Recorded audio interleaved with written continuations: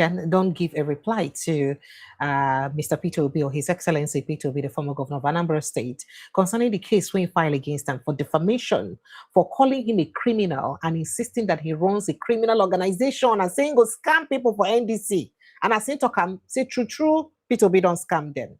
Well, as Peter Obi say, come and Kukuma expose everything you know about me. And then he carry and go court. Kenneth Okonkwo don't reply for inside the suit. And there's something fundamental about the reply we be say give Peter Obi. It talks to Peter Obi, not be you where they tell everybody, say make them nobody hold anybody responsible for waiting and talk for radio or TV. How come you they hold me responsible now for waiting I talk for radio or TV? And people are saying, is this about what you said? Or about the fact that you defamed a man's character? But above that, it doubled down on waiting in talk. It talk say everything when talk now based on waiting it be say an NDC chieftain center up. So now we'll make it talk within it talk. Well, Dr. Katch go join us inside the studio to put him out for inside that matter. But beyond all of that, a lot they happen for inside Nigeria. Nigerians they complain about the hardship. In fact, I'll play you a video of a lady where practically an NYSC student will practically cry out because of the hardship. And that is, she bought 4 seeds of tomatoes, 5 seeds for 500 naira. Tiny seeds. And she like, this 1 seed of tomato now is equal to 100 naira. Is that where Tinubu has placed us in this country? And that one, no follow for the one where Nigerians, they cry of hardship. In fact, as I talk to you right like this, so doctors, then they won't threaten another strike because the way we be say they use neglect our healthcare system. I told you about a report where be say a British journalist do yesterday when she talks, say every doctor for Nigeria, they serve almost 40,000 patients, one doctor to almost 40,000 patients. And that's an average Nigerian doctor, they earn about 200 pounds as against about 2,000 pounds plus, where you be say in counterparts for UK and other countries in the end. So how you want to make the healthcare better? That will not be even all. She talk about the deplorable healthcare system for Nigeria. How did they use touchlight, different things them to use, do healthcare. Meanwhile, our leaders will leave the healthcare for this level. Hey, they quarry them, then that abroad. And people don't come remind President Bola Ahmed Tinubu, oh, wait a minute. He said, if you not get light, make we not vote for you. If you not give us light, we will not vote for you. But you get mine, put yourself for solar, leave the rest of us, make we suffer, be okay now. This shows how much you care for your people. And in the midst of all of that, insecurity not even let people make them breathe at all for inside the country. So Nigerians don't the will, they complain. This now President Bola Ahmed Tinubu and the people where they rather doctor say, you don't even need campaign for 2027 because you don't already win be that. Not but the day formidable to use compete with President Bola Ahmed Tinubu for 2027. Is that the answer? Can Nigerians actually cope like this? What thing will remain of Nigerians if this now the best Tinubu fee bring? And now for first tenor be this. Then if you come back second tenor, what's it go be like? All of this and more. Now we want to discuss this evening. Dr. Katch will help us throw light to all of these issues and more. But before that, make I just quickly rush you through 2 or 3 headlines for newspaper very, very, very quickly. Ekiti State governorship election next tomorrow, Saturday, 90 hold. And of course, people know say APC don't already win themselves. That one, they don't even need to complain about them. But is that how not so all the opposition parties them could just continue to leave APC even with the hardship? Well, 27 Benue NDC wants aspirants against buying nomination forms outside state secretariat. Excuse me. And Niger police arrest 2 over Suleja murder, 7 others for robbery, receiving stolen property. We will not participate in Oyo LG election, APC declares. APC, on the vex Oyo state. And the stakeholders explain how Nigeria can end insecurity, ethnic profiling. Oh, I tell you, Christian Association of Nigeria don't vex. They don't say, Tinubu, we can no longer tolerate this insecurity and the killing of people, especially Christians for Nigeria. That one say if they won't corner. Meanwhile, copy South Africa. Peter Obi decries Nigeria's unproductive borrowing. Say on a borrowing, you don't get any product, you don't get substance, on they borrow anyhow. ADC, Nigeria entered one chance. Use your votes. Aregbesola, they tell Ekiti people. Say, how can I use a vote to Ekiti Guba, David Mark, Aregbesola, or the Storm Ekiti, Ado Ekiti, as ADC holds mega rally. NDC critics criticizes FG over resurgence of banditry in Zamfara State. Benue ADC Guba Primary Joseph Wire drags Haman Hembe to court. Make we see what we get here again just very quickly so that we no go waste time. FG steps up efforts to curb illicit arms proliferation in Nigeria. No Nigerian TV radio sanctioned without several warnings. Okay, let's see what we have here. Benin First Lady Coordinator, bears Her Excellency title, Governor Alia's age. No, in case you don't understand, Governor Ali and a Reverend Father. So by the virtue of being a Reverend Father, he shouldn't have a wife, or he should not have a wife. And that means the office of the First Lady not supposed to be there. You understand? Because the office itself not the office with the constitution in the first place. So the person where they coordinate the office of the First Lady now, she did bear Her Excellency. It shock you? Well, this is not Nigeria. Make I enter that story then very quickly because time no day. After luxury estate gift to appeal court judges, Nigeria needs to show APC government that elections are won at the polls, not in courts. Now, waiting Nigerian citizens don't begin to, because no one needs to carry any matter about election go courts. Why? Now, these same people will collect house now. Now, them won't judge against you. Hey, go shock you because nothing will come out for that judgment. So, no bother Nigerians, no bother. Now, waiting Nigerians, they tell each other. So, not gonna make sure say election end for the polls. Families of forgotten Ekiti kidnapped victims protests their continued captivity, and then less than 48 hours to election. If you know, since months now, Ekiti State Christ Apostolic Church people don't dare for kidnappers then. Since the governor, he never talk anything. And meanwhile, on Saturday in the election, just the campaign, they talk about what he go do. Now, waiting the families don't come now, they protest for. Money, rice, noodles, and other food items are being shared ahead of the Ekiti governorship poll. Yaga Africa, now they talk this on. If when I talk finish, people will still collect and can't give them votes too.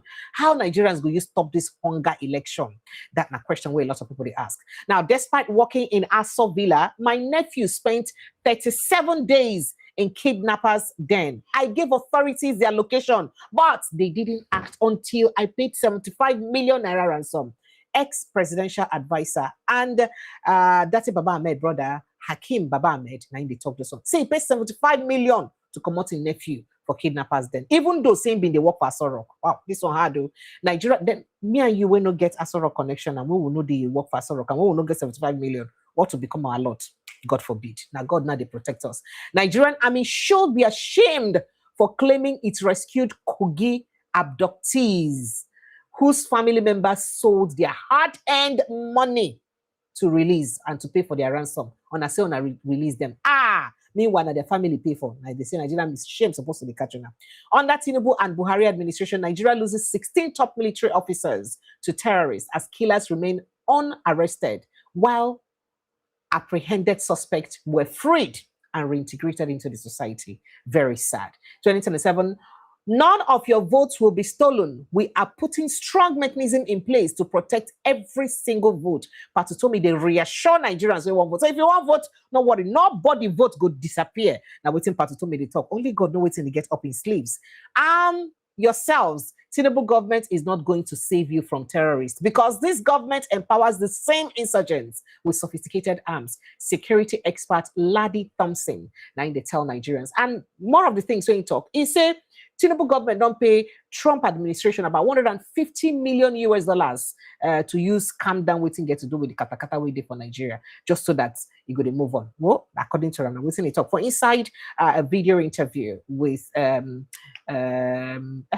where do I forget her name now? I'll let you in on that, please. Tinubu's housing incentive for judges is not a gift. It's bribe, Hakim Baba Ahmed. From Africa's largest economy, Africa's largest currency, to shame Nigerians and Nigeria laments how Naira has fallen below Zimbabwe's currency in historic humiliation under Tinubu. This is how are the mighty falling. It was the strongest currency. Now it don't become the lowest under Tinubu. Even Zimbabwe itself don't better person, according to waiting people they talk for inside this particular post. APC has done a terrible job. Tinubu and Buhari administration have made Nigerians' lives miserable. Singer YC, and they talk this one. Ekiti governorship governor Oyebanje allegedly distributes 2 sachets of tomatoes, 2 sachets of tomato paste, 4 packs of noodles to woo voters. Now wow. Ireti Kingebe confirms Akpabio forged her signature and those of other senators to suspend Kogi lawmaker Natasha Akpoti-Uduaghan. Okay, let's see. Obedient Movement dismisses division rumors, says it remains united behind Peter Obi's government and governance principles. And then only 55,000 doctors serving over 220 Nigerians. Nigerian Medical Association raises alarm as Tinubu's government neglect the health sector for political gains, or for politics sparks crisis, for politics, and this sparks a lot of crisis. Well, let's see what we have here very, very quickly. And the Nigerian court-martial president threatens phone seizure, wants lawyers to stop leaking secret coup trial details. And then this is an exclusive here to how police use IPOB narrative to bury unresolved killings, cover up wrong arrests under others in southeastern Nigeria. Let's see what we have here. Nigerian retirees appeal to Tinubu governors, lament silent crisis facing pensioners over delayed gratuity. I'm not going to pay them gratuity now. Waiting happen.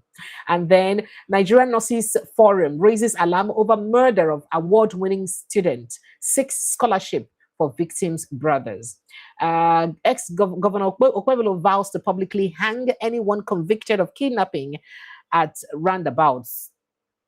Set up special courts. Well, all of these and more issues now we get. We could just stop on here so that we could just quickly bring in Dr. Katch into the studio. Time no day again at all. And joining us inside the studio, Dr. Katch on the I'm Bioga Patapata for Heritage Center and in Bioga BC Sabi. Well, Dr. Katch, good evening and thank you so much for joining us.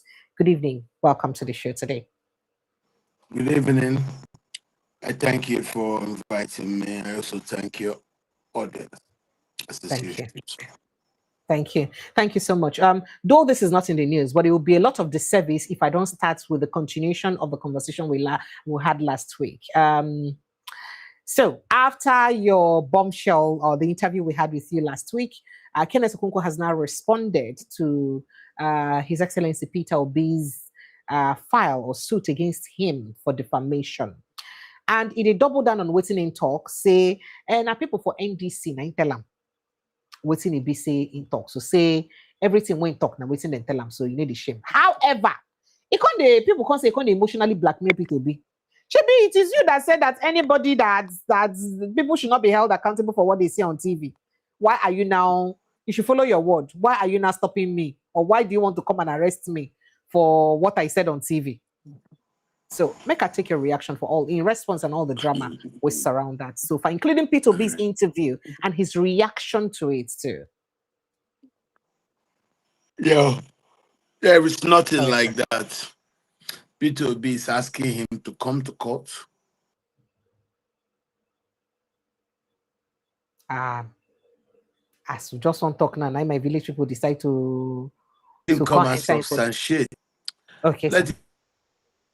Is that Peter Obi was running a criminal enterprise. So for you to say a criminal machine was on, racketeering about forms and expressions of interest, and you now say that Mr. Peter Obi set up.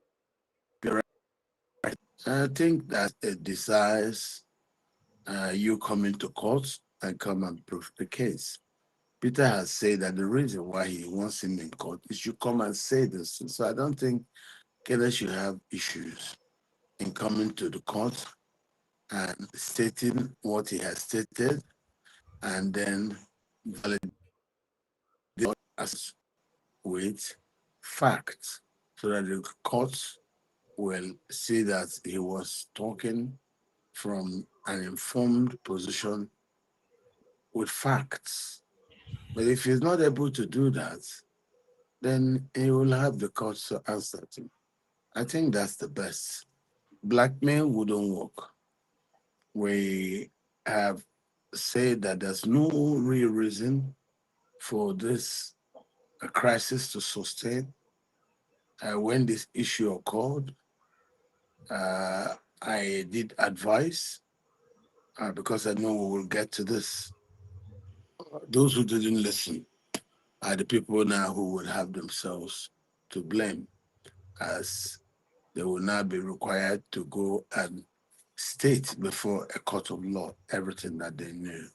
So if his accusation that Peter Obi had been involved in the criminality is true, let him go and prove it in court. If it is not true, the court will know what to say. I think that's just enough.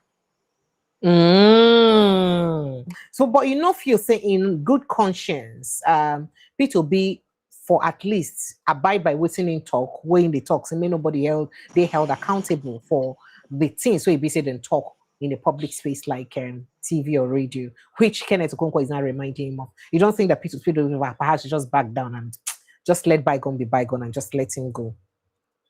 No, no, no. If you don't let him go unproved, a lot of us who have on our own bought Peter Obi will believe that what we bought was a lie. So it's better the man and other people making these vile accusations should be given a chance to legally go prove their positions. I think that's the only thing that will save both Mr. Peter Obi from those who look up to him. And now that these stories are coming, and he has said the people should come publicly and prove how he is a criminal. So if you call a man a criminal, you better be ready to go and answer these questions. This is an issue, if you ask me, it's simply a calculation dispute. You bring something, you say it is worth 20 million, just like Senator Ume tried to explain. He said,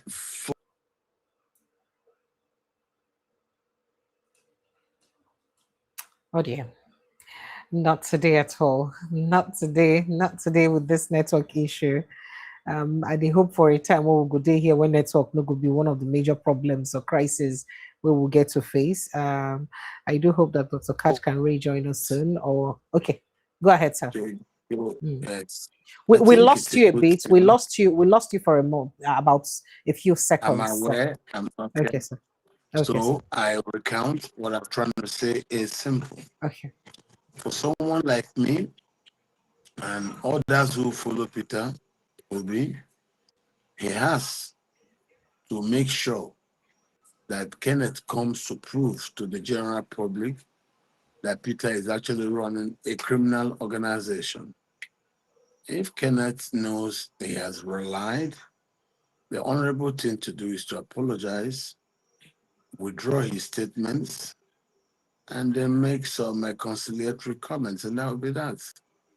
But to double down, now that you've been given a chance to come to court, simply means he has facts to validate his assertions that Peter Obi was involved in something illegal.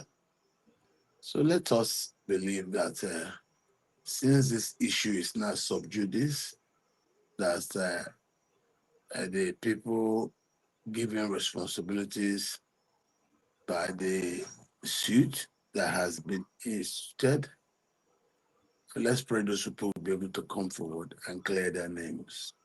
I think that's the right thing to do. I think that's the correct thing to do. Okay, sir. So a few things don't happen since that time where we get this interview. One, I realized that Kenneth Okonkwo has not responded to you because I'm very sure he saw that interview. I wish I can invite him for right to response. And this is also extending an invitation to him to come. He has a right of response, so he can come and respond to you. But I noticed that even on the Twitter, he never responds to you. And then he never also talk anything against Peter Obi again. I don't know. Could you, can you help us? Do you by chance know why?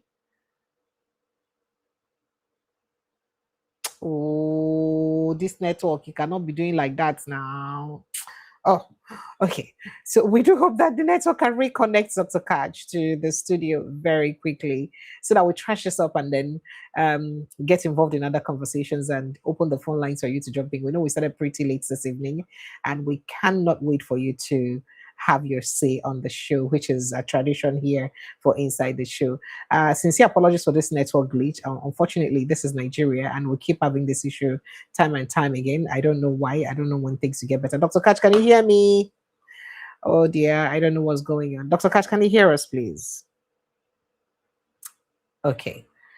I don't know why we cannot hear Dr. Katch. I don't understand why we can't hear him.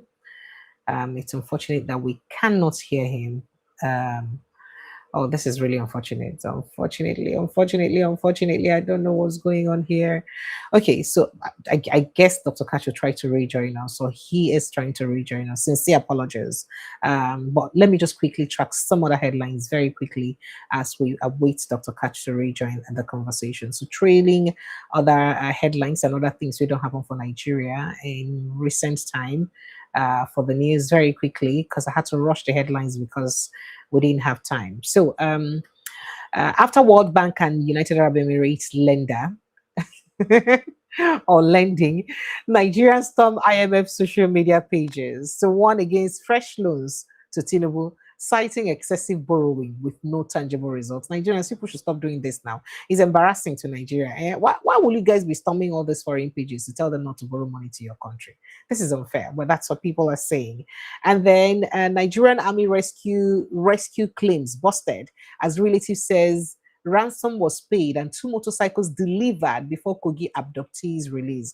Well, we talked about this. I just told you. See, people say then pay money or no, which kind of thing, which kind of rescue. Nigeria spends 20.4 billion naira on imported umbrellas, and I told you we spent about 23 billion naira on importation of palm oil. I did tell you this yesterday, and it's really very sad to hear that we're paying money for all of this kind of issues in Nigeria. Police imposes movement restrictions, deploy operatives ahead of Enugu senatorial by-election. And again, US wants citizens not to travel to Russia over insecurity amid Ukraine war. And then police use IPOB narrative to bury unresolved killings, cover up wrongdoings, and arrest others in southeast Nigeria. Ekiti governorship election, INEC distributes sensitive materials to councils, confirms over 1 million registered voters in Ekiti. So if 1 million million registered voters, they will expect APC to have like at least 800 million votes thereabouts. Okay, terrorists attack 18-seater passenger bus along Kabal Kene Highway and in Kogi abduct all occupants. This is really worrisome. So people cannot even travel by road anymore. I see they travel by road, they keep your ransom because you don't know the one will go come first. Anambra government takes custody of child of woman accused of brutality, accusing 10-year-old, abusing 10-year-old house help. So that case, MC, if you're listening, the case he called to our attention the other day, I think it was yesterday and all that. Well, then while they investigate her case, the government don't take custody of her. They can hand them over to her relatives. Say she nothing. And she was crying that she wants to stay with her child. And people are saying, oh, so you care about your child enough, Abi? Another person became that you don't care about. Fire engulfs multi-story building in Lagos Island, housing Polaris Bank and others. And then US jails ex-border officer, former Hong Kong policeman for spying on descendants for China. Dissidents for China. No uniforms, no ID, no receipts. How Kogi traffic officials allegedly turned enforcement into 50,000 naira extortion racket. And Ogun University declares lecture free days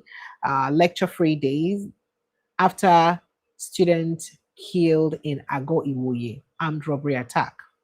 All right, so these are a few stories that we have across the papers this evening. Okay, I have Dr. Katch rejoin us. All right, welcome back, Dr. Katch. Thank you so much. Sincere apologies. I didn't even notice when he got here. Okay, I think he's a little bit busy. He would have to rejoin us. Good evening, Dr. Katch. Welcome back. All right. Okay, sir. I'm back. Sorry, we lost you. Thank you so much. So we lost you, sir. Go ahead. So you were responding to a question I asked. If you have, by chance, do you know why, or did you guys talk in private? Why do you think he hasn't responded to you, or he hasn't said anything about Peter Obi again since uh, last week? Well, it's he wouldn't respond to me. It's very, if you check how this is, he knows there is nothing to respond. I spoke the truth. I only try to uh, inform the public about the truth regarding the internal misunderstandings and disagreements that we seem to have in our camp.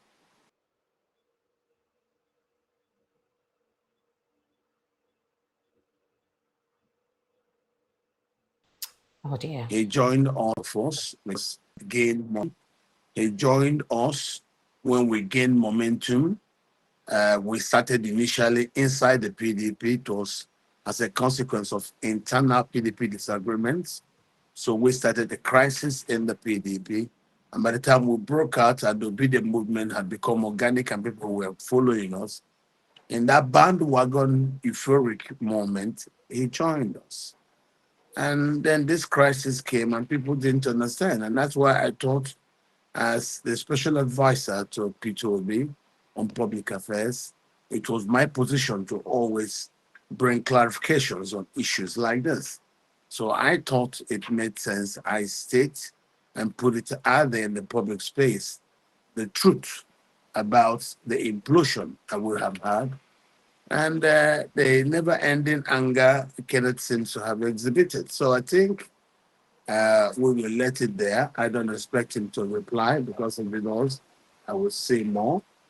It will be good for Sir? him to simply, if he does raise his voice, I will say more. I always have my facts. Yeah, so I don't think it will serve him any good to try to escalate. But he also So threatened what that I if will Peter say Obi dares is to sue him, he will say more. That as a this crisis, spokesperson, I think eh, this network. Dr. Katch, you say you say more if he talks. So Dr. Katch, remember he also threatened that. Remember he also threatened that. Remember he also threatened that if Peter Obi goes ahead to sue him, that he will spill some things about Peter Obi, which Peter Obi has now responded to. He said because he was a spokesperson and he has a lot of things that he kept quietly that he may say. Do you have idea what those things may be and why he has not said them yet? Because the case has been filed now, and we're expecting that those things will start coming out. And Peter Obi even said it, that he wants him to bring those things so that the world will shame him. I want to state we are members of the same local family. I want to state that I still see all of us as brothers. I want to appeal that whatever it is that people may have seen that have gone wrong with us, that they should understand this is normal in every family. Disagreements will come. And I think what has occurred between us and Kenneth is not for me. I want it seen as one of those things. I don't think I will continue to be angry. If I meet him tomorrow, I will shake his hand and still ask him to move on. We are all brothers. The problem about his behavior was very simple. How could you, who had told the whole world that Peter Obi was the best thing after sliced bread, suddenly now start saying that he thinks he's that, and you don't tell the people the truth? The problem is as a consequence of you not getting what you wanted. Of course, you have every right to dream for your aspirations to come true. And sometimes when it doesn't come true, you simply need to move on. You don't need to win every time. But once you don't win, you move on. I will want him to start taking steps to apologize to Mr. Peter Obi. He will retrace his steps, and then forgiveness can come, and we can still all move on together. That's what I think. Sir. All right, sir. So, I mean, moving on to with this conversation, we also did realize that he has now announced that he will not be publicly supporting, he will not support Atiku Abubakar anymore. He said because they go choose Chibuike Amechi, a Southerner, as running mates, as against a Southeasterner, that one of the reasons he supports Atiku now because of inclusivity. You know, you said he was not a politician, that he was an actor that came in. Is it that politics overwhelmed him and he didn't see that side of politics coming? No. Don't get deceived. We know that he has been holding private talks with a group loyal to Dave Umahi. We are aware he's about to jump to another place. You see, this man is not a politician. He just came into the political space to look for speaking engagement. You engage him to speak for you, you give him a script, he will go out to go and act. So I will not be surprised if I see him speaking for Dave Umahi's faction of the APC. I will not be surprised. That's what I know that he has been doing, holding meetings with them. So anything can happen, and that's what it is. So all of us were very different in this business. Kenneth is a very, very nice guy if he wants to be. He can also be very, very nasty if he wants to be, as we've seen. My advice to him is to leave those things alone. He brings no value to a ticket. He doesn't have money. Like Amechi can bring money. Governors can bring money. So why will he want himself to become vice presidential candidate? It doesn't work that way. He hasn't yet told us what he is looking for inside the political space, having left his acting career.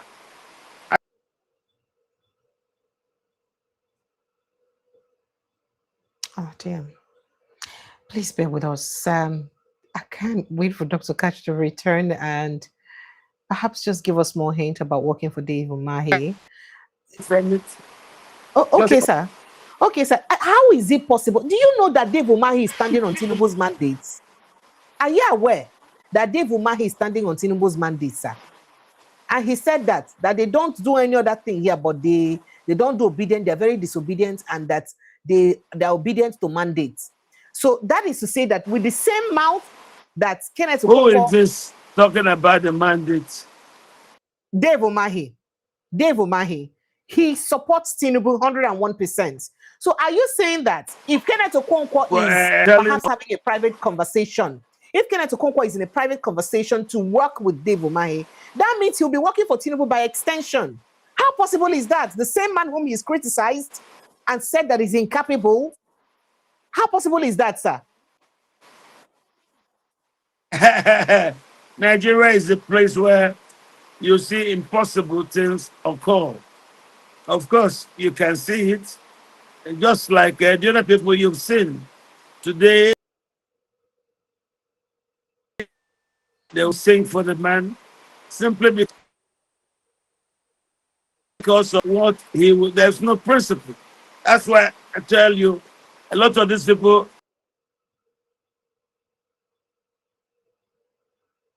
Oh, this network issue. I do wish that we'll not be having this issue back and forth. Sincere apologies, please. Nigerians, bear with us. I just hope that we won't have this network issue. Oh my God. Oh my goodness.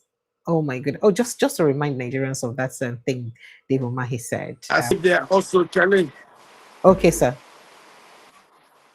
We lost you at some point, sir. So we didn't hear most of what you had to say, sir. We lost you at some point. We didn't hear. Here too.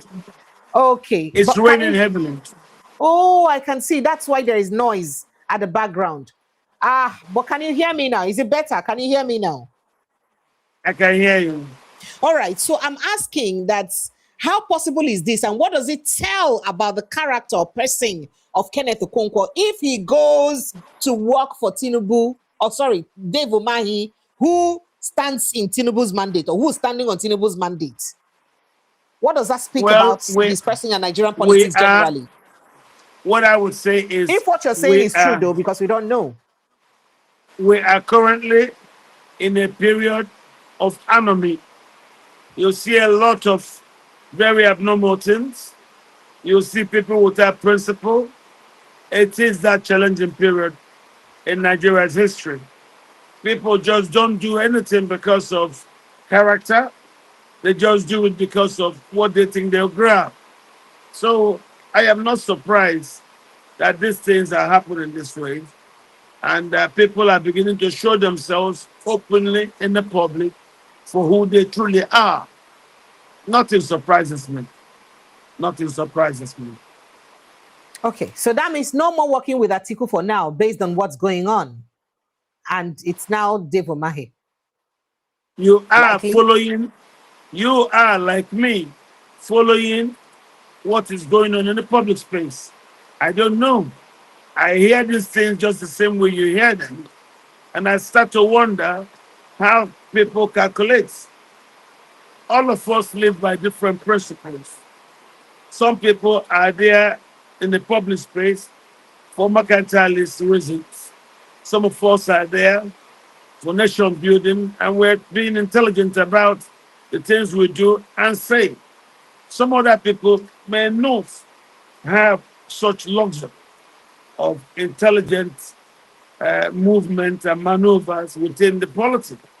Some will simply behave in line with how they know. You know, you can't force a man to give you what he does not have. So people will give us what they have and will probably be able to understand them from their actions. You know, talk is cheap. Rhetorically, people can say anything. But when they act, you now know who they are. That's why I tell you, when you hear the economy is good only through the rhetorics of government officials, you know there's a problem. Look at the action of people in government and see how such actions actually do affect everyday life and also our country. That's okay. So I'll play you a video, and this particular video speaks to the present economic situation in Nigeria right now. Because it is not just this young lady who may be lamenting, but every other Nigerian. And I'd like you to take a reaction before I ask further questions. Take a listen to this. Guys, what exactly is happening in Abuja that I don't know? What exactly is happening in Abuja that I don't know? I'm just coming back from the market to get a few stuff to cook. Guys, tomato 500. Tomato 500. 5 pieces of tomato for 500. Does it mean that each tomato is 100 naira? Jesus Christ. Abuja, you guys are not making life easy for us. You guys are not making life easy for coppers in Abuja. My only mistake was to come and serve in Abuja. I don't even have any savings in my account anymore. All my allowance, they finished for food. I have to eat, of course. I'm tired. I want to go back village.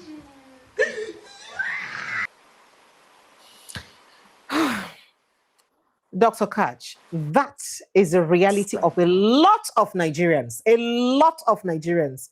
Those who have money will tell you if they take 1 million naira to restock their house now, nothing comes out of it. Dr. Katch, the reason I had to play this video, it's because I don't know if you're aware of the statement made by Adebayo. When he talk about waiting Ibisi Tinubu tell them when when he invites them for iftar, you know, them IPAC, you know, Inter-Party Advisory Council, made them come for iftar. And one of the issues that they raised in the iftar meeting with him was the issue around the Electoral Act. And then the president, according to him, got angry and said, why should we help opposition to give them an electoral act that can make things better for them? That when he was in opposition, he suffered. So they too should suffer it. And that who says that they, the opposition, have to even come and vote? That if it's only 3 people that votes for him, Tinubu, that he will win the election. And Adebayo said this. Adebayo said in another different fora that INEC is Tinubu and Tinubu is, meaning that Tinubu controls the INEC chairman and he has the possibility and right to give himself results. Dr. Katch, this is dangerous, especially considering this level of hardship. We're going to make human being, they cry like this. Now, not be only this lady, where don't they cry or lament or they wail about the present condition of this country. Lots of Nigerians are going through this. But if you've not seen that video by Adebayo, let me just play you excerpt of it, not the complete one, just so you understand what he said very quickly. And then I'll take your reaction, sir. Before we brought it back to the leaders of the people on the street, we went to the leader of the country. And we asked the chairman of Inter-Party Advisory Council, Dantale, to tell the president the moral crisis facing the country. And we said, Mr. President, you are our leader, you are our father. Please, remember your duty to this country. You are our head of state. This electoral act that you are shoving down the throat of the National Assembly is not good for the country. In election, only one person can win. But we want that person not to lose by winning. Because an election should not result in a politician winning and the people losing. Who will you lead? And we made so many respectful and persuasive plea to the president as the father of the nation. The president will have said, okay, I've heard you, I'll pray over it. He just jumped up and said, oh, you provoke me. Why should I help the nation? Why should I help you? I'm contesting. It's on tape, what I'm saying. I'm contesting. They're provoking me. When I was in opposition, I suffered. Go and suffer your own. Why should I make laws that favor free and fair election? Wow. If you don't want to vote, don't vote. Who said we must vote? You can sleep in your house. If it's only 3 people that vote for me, I win. My God. And he concluded, I say, politics is a game, and the game is sweet when you are winning. Wow. Anyhow. He said it. Go and look for the tape. Anyhow. At that moment, he ceased to be head of state. Sir, I don't know. Did you hear everything Adebayo said, sir? Yes, yes. All right. So, based on this current hardship when Nigerians they go through, and the possibility that the 2027 election may just go in the way of President Bola Ahmed Tinubu, waiting Nigerians go get to see for 2027 after he win election. Because, you know, every administration, they did their best during their first tenure. If this is the best of President Bola Ahmed Tinubu, what are we in for after the election, sir? Well, you need to understand the circumstances of the Tinubu administration. Tinubu came to power at a time of total state capture. There was no election. He was imposed on the system, and he's there. And I can tell you, because the processes that brought him were not clear and honestly in line with the expectations of the law, it is not a struggle to keep him and maintain him there. I listened to what Prince Adewale said. I was not shocked. Nothing surprised me from what Adewale said, because I can see from the actions and behaviors of the president in the political space that those things Adewale said were in order, because he has acted them. So if he has said it to someone else, there's nothing new about it. It simply means that what we've been seeing are on purpose, acted in that way, in a way to, as they say, gain advantage. You heard what he said. Why should he help opposition? Why should he not do everything he can do to win? So to the incumbent, it's all about winning. It's not about following the provisions and dictates of the law in regards to the Electoral Act or even the expectations of the Constitution. And so that's what it is. What you see is what you get. That's what Tinubu means us in this game. What they have said, what they have divulged, that he said, I'm not surprised that he divulged those things because the actions that we've been seeing are very much in line with those behavior of I will win by all means. Why should I let anybody win when I can do the things I want to win for myself? And that's exactly what he's doing. So where does that place Nigerians? That's the question. Is there any need for the 2027 election at all? Because part told me now they talk saying they promise Nigerians, say in go do everything possible to make sure say their votes stay protected. But would that protection of votes even matter in this circumstance? And there is nothing wrong in giving the voters that optimistic outlook that their votes will count. But we know we're up against a monstrous arrangement. It's not a very, very easy task before Nigerians. We need to devise a new strategy for us to be able to surmount this current status of state capture. And you think that there may be a strategy that can help you surmount that? Why not? Nothing lasts forever. Abacha was there, but today Abacha is no more. Babangida was there, today is no more. No regime lasts forever. But it depends on also the kind of heat that we generate. During the Abacha era, it was very, very tough for Abacha. Nigerians were up in arms fighting. There was Nadeko, there were other movements that were against him. So I don't think good things come to those who just dream. You know, some people will lazily tell you, go and pray. Prayer doesn't help those who don't help themselves. We have to start now to plan to save our country. Tinubu has told you, I told you this before, that I do not expect Tinubu to allow elections next year. So it's beginning to manifest. There's nothing new in what we're.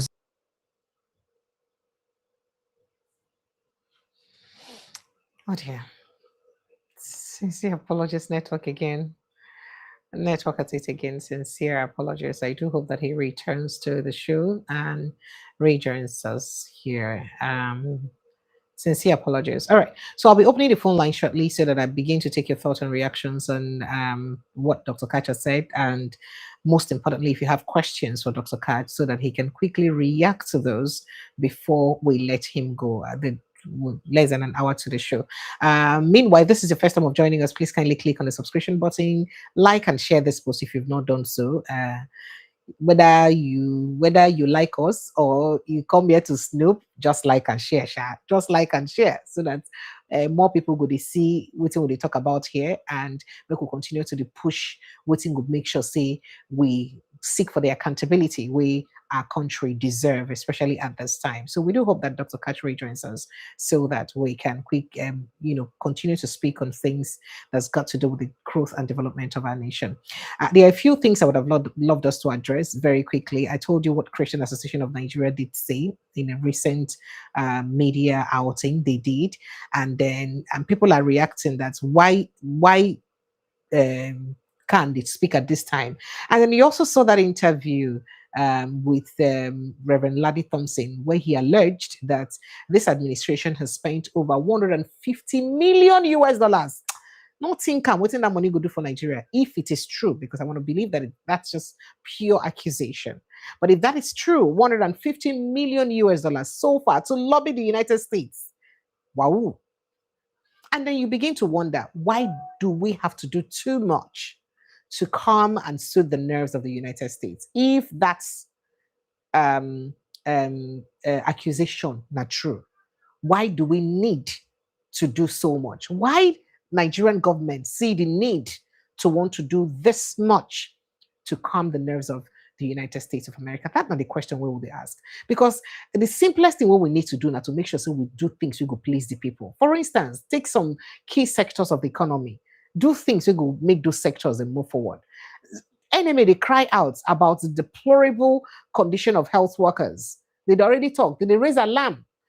let me even go straight to that communique. The medical experts have warned that Nigeria's healthcare system is facing severe manpower crisis, with only about 55,000 medical doctors actively practicing to cater for a population of more than 220 million Nigerians. So how they go fit use scope like this? So these are important issues that we have to talk about. So Dr. Katch, yes, sir, I don't know if you were done with what you had to say about that. But very quickly, Dr. Katch, some people go say, what is the alternative to President Bola Ahmed Tinubu? Atiku Abubakar may not be any better. They talk, oh, Atiku will not be any better because himself age no dey by his side. The small time when they give a small power of privatization, what did he do with them? And then others said, oh, Peter Obi, what did he do in Anambra State, for instance? Who is he? I mean, recently he had an interview with Rufai Yeseni where they asked him questions about him saying he would get XYZ megawatts of electricity. And they asked him how he can achieve that. He refused to answer. He said, you know, go give answer. They asked him about his security. How he go use handle the security better. He said, you know, go give answer.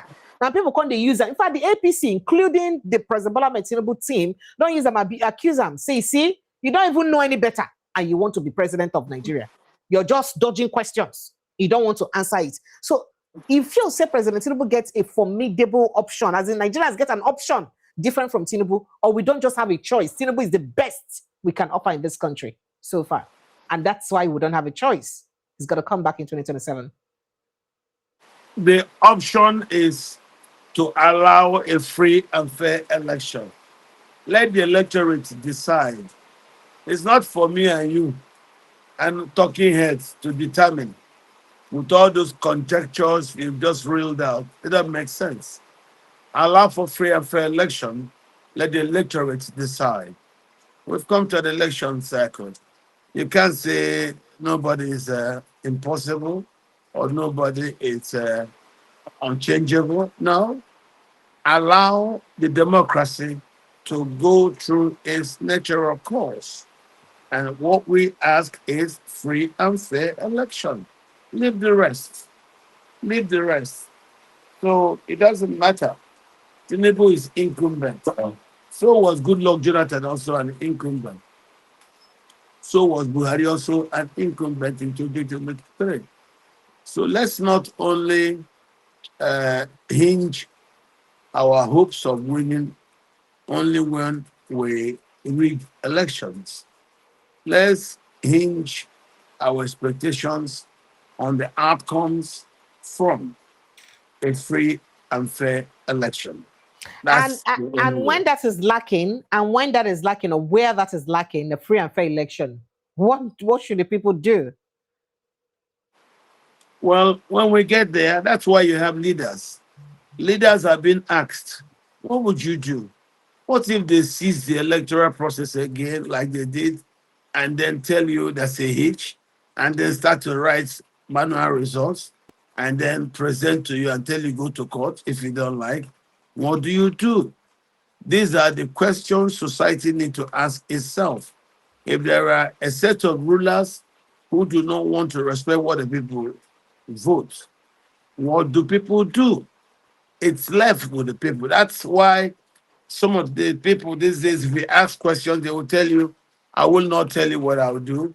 When we get there, we'll tell you our strategy. So now that the government and its players don't want to put themselves through a fair and fair electoral process, the opposition also has to be tactical. It's not everything they have to say out in the open, what they will do. Like Peter Obi, you ask him and he says the next thing, the administration will get an idea. We are voting now on trust. If you trust him, he will do it. Vote for him. He gets in there, he will do it. Nobody needs to say anything. In Nigeria, political space, rhetorics reign everywhere. So anybody will tell you anything when you ask him, what would you do? But when he gets in there, it's a story. Remember, President Tinubu said that, give me 4 years. If I don't fix electricity, don't vote for me again. Wasn't that what it is? Yes, sir, but in the use solar now for Asorok. Exactly. So maybe that's what he meant, solar. But he didn't tell us. We thought it was electricity for all of us. We didn't know it was electricity for the villa. So let's just say, if he says that is what he meant, we'll take it from there. But okay, Allah can tell you, what he owes us is to subject himself to free and fair election. That's the best he can do for the democracy and for the people of Nigeria in terms of contributions to national development. Free and fair elections. Okay, and well, but do you believe that part to me based on what's in talking, get what's in it take to help Nigerians protect their vote? Because it sounds very optimistic. Yes. Okay, all All right. we know there are things we will do, but we won't say it now. So Oh, let's just be going. Everybody's excited because we know what you do. We know okay. what you do. It's just, are the leaders with the political will willing to get out that day and lead? Yes. It's gotten so bad that we now need to take extra measures if we are serious about saving our country and protecting our democracy. So this is where we are right now, and we must go on with it. All right, so going straight to the issue of insecurity, you see, ah, insecurity not be something we're supposed to play with, but it can't be like say you don't overwhelm the country by all standards. Number of school children kidnapped, number of abductions, number of crises. This administration in its 3 years don't get far more incidents than every other administration within the same time frame.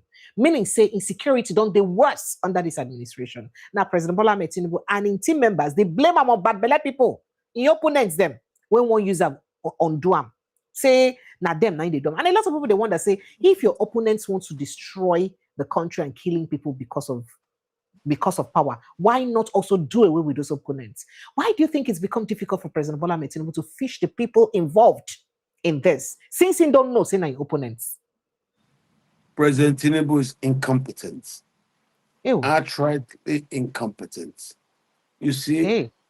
when you swear to become commander in chief, you will take both good and difficult decisions. He doesn't want to take the difficult decision, and that is to go after the people doing this. We know how to catch them if we want to. Every phone that they use, there are people that they call with them. Every SIM that they put into a new phone, there are SIMs that have been on that phone before. We can use that phone's ISDN number, colorate it to every SIM that has been on that phone, and we'll trace the people they call, the people who are their counterparts. And the problem is, this new generation of criminal kidnappers, terrorists, they are reckless. It's just that the government agents do not yet have the political will to go after these people. You know, we're still debating whether we should go after them as they kill people. No. We're even saying some of them should come and be integrated. We'll pay them money, train them. Is that not madness? Doesn't that tell you something is wrong? So I blame the government for its incompetence in reacting to this crisis. I think it's only because the sponsors and the patrons are very, very influential when it comes to having the ears of people in government. That's what it is. You still have people in government, people in uniform telling you that these people are our brothers, that they are like prodigal sons, we shouldn't kill them. And yet they keep killing our people. So that tells you the administration is responsible. The complacency of the administration is the reason I am very minded of that they are complicit in this crisis. Look at the crisis since from our time of Buhari. Buhari complicitly was aiding them, and as Buhari left, a lot of those who worked with him are still in government. So that's why you're seeing this kind of uh, baby, what will I call it? Baby Fanta and Coke approach. This is not proper. This is not Hmm. proper. Yes. They are not very serious. And I don't think anybody should take the government seriously when it comes to issue of fighting this terrorism. So that Simply, they means don't if have you the are you trying to control. say that the president could fix this if he wanted to, but he just Of doesn't want course. to? Is that what you're saying? Oh, yes, he doesn't want to. You hear Hey, everybody, all of them tell you they will get rid of it 2027. What that means is after the politics, after the elections, then they but, will work. but what president will want is people to keep dying in their numbers, in hundreds and thousands, just because that one not possible. President Tinubu no fit, people say na lie, say na just in enemies. It's just that maybe those enemies, if you just deal with them, because go they possible How can saying you you talk just about enemies? eh. How can you talk about enemies when you Hmm. are the commander in chief? It depends on what instructions you give to your troops on how to go after these people. If you tell the troops do nothing, of course, just like Buhari said, do nothing, they stayed hands. But if you tell them do something, the security officers know how to quench this. I Hmm. simply want to say that I blame the government. Once you use kid gloves on terrorists, they will hit you back. Nigeria is not the first place where terrorists have operated. The Americans have good history with them. You saw how the Americans stopped ISIS. You cannot defeat the terrorists if you're playing with them. They don't care. Their war is based on ideology, and that's what it is.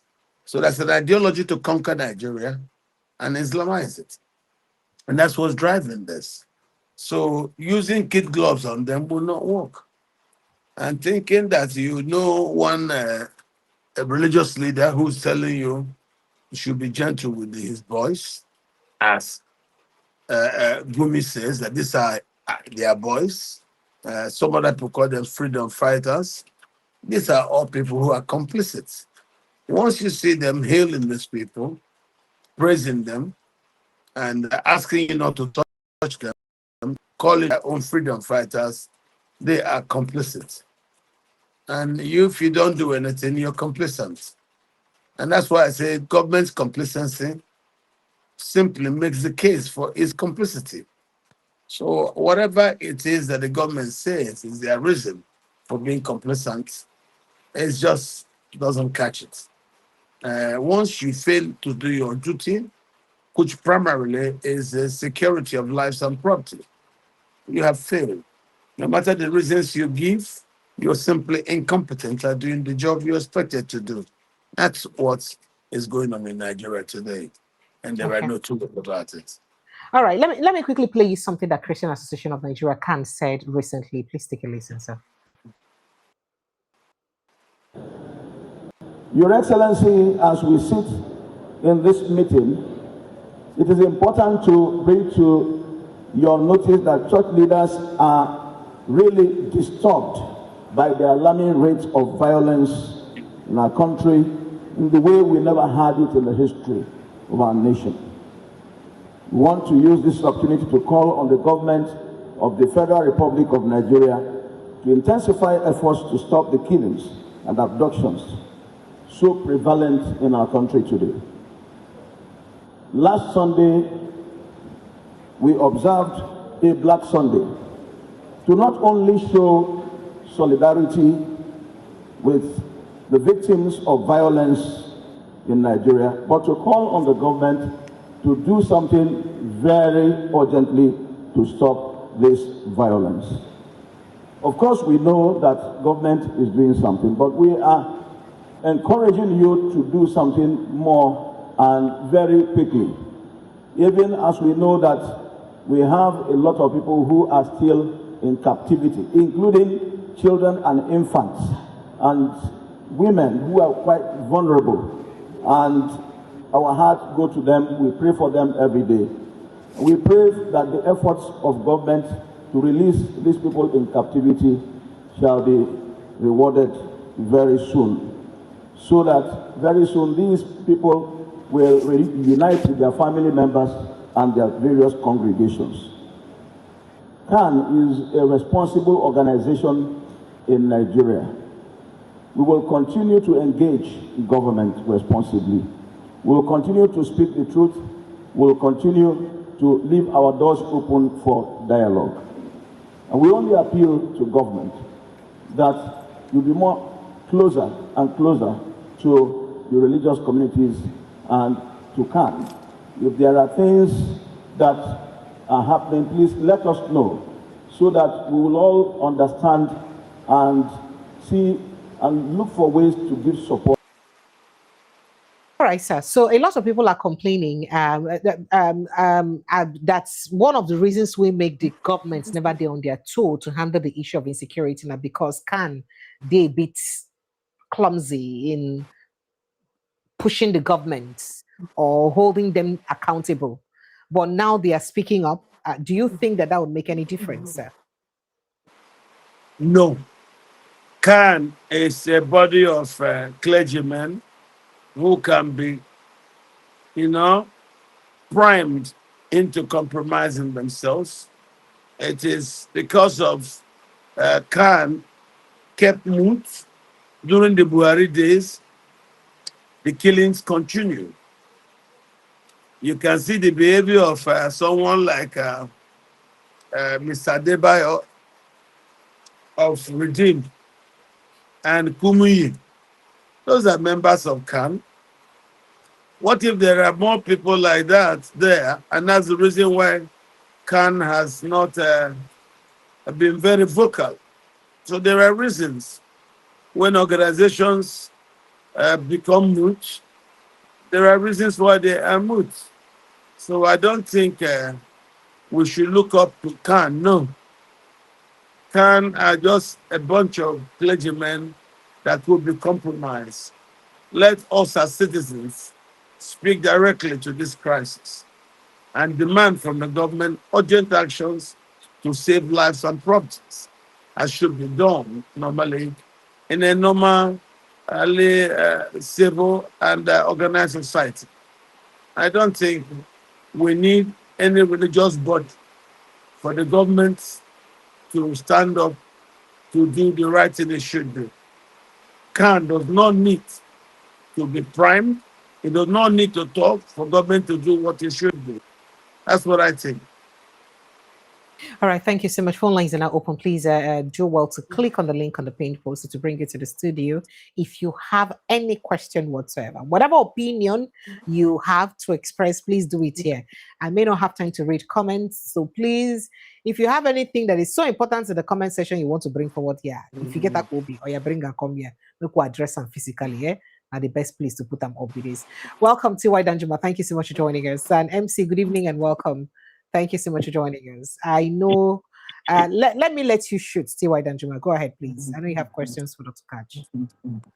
Yes, I do, but let me just take one, and if we have time, I can take the second. Greetings, precious Dr. Katch. Good evening, and thank you once again for being here.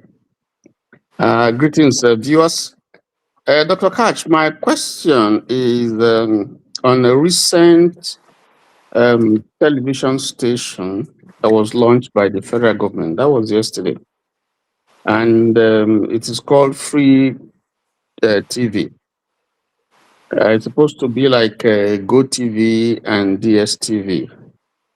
I understand that it will provide over 100 channels for people to watch, and that there's zero subscription. There'll be movies, sports, and news, and so on. Now, in an election year, it will seem to me that the federal government is using state funds and couching it to appear as providing services for Nigerians. Don't you think that this is not something that is altruistic? Do you think that the federal government is going to allow opposition elements also advertise on that television station?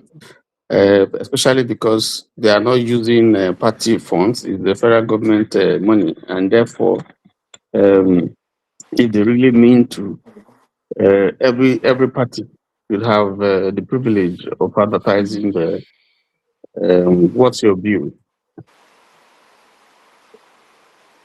One, I want to say The federal government has every right to launch new programs in its communication ministry. And what I think they are doing, they are migrating to a new digital platform. They've talked about the benefits of it, and they might be able to present us with more television viewing outlets, stations. Those are rhetorics. That's fine. Let us see what they will do. I'd rather keep quiet and then see what they will do in regards to their rhetorics before I start making comments. Because sometimes a lot of the things you hear from government rhetorics is never what you see when the true actions occur. So I will advise you, don't be too much in a rush. Don't be carried away too much with government announcements. Let us see what happens. Let us see how it goes before we'll be able to comment on this. Okay, thank you. I, That's my question. oh, okay, thank you. And just to add to what you said, Free TV did not just start. Oh. Is an initiative of what's in it called NBC. You understand? So it didn't just start, but maybe government just realized the need right now to make to do something we will make people mind calm down small for now. But it did not just start now. It's been something that's been going on with the NBC for a while now that I'm very aware of. So it didn't just start. Okay, MC, go ahead with your question, please. Yeah, hello, Precious. Good evening. Good evening, Good Dr. evening and Katch. welcome. Say well done, Juman. Good evening. Uh, good morning or whatever. So, my though, Dr. Katch, I have a couple of questions for you, though. Please, you guys should bear with me. The first question is this: yeah, in since 3 years now, the federal government budgeted 54.93 trillion budgeted for the projects for constructing roads. So far, they only released 5% of that money, meaning 2% all they road and the budget 3 years now. And the budget was 54.93 trillion. Where is the rest of the money? No, that's one question. Why are decisions not on this? Why are they not chasing them? It's like these people are just getting free pass. Question is being asked, no social medias, the mainstream medias, no darkness. So that. So the question, the second question is about this, the houses that is being given to the judges. The houses that is being given to the judges. If you are to advise, maybe your opinion on this, are judges not supposed to reject that properties? Are they not supposed to reject it because it looks as if they are bribing the judges for the job they've for the job allegedly, maybe the job they've done or the job. All right, I think his network is disturbing. So, Dr. Kachi, if you can respond to the much is asked already, so that we get the Yes. conversation going.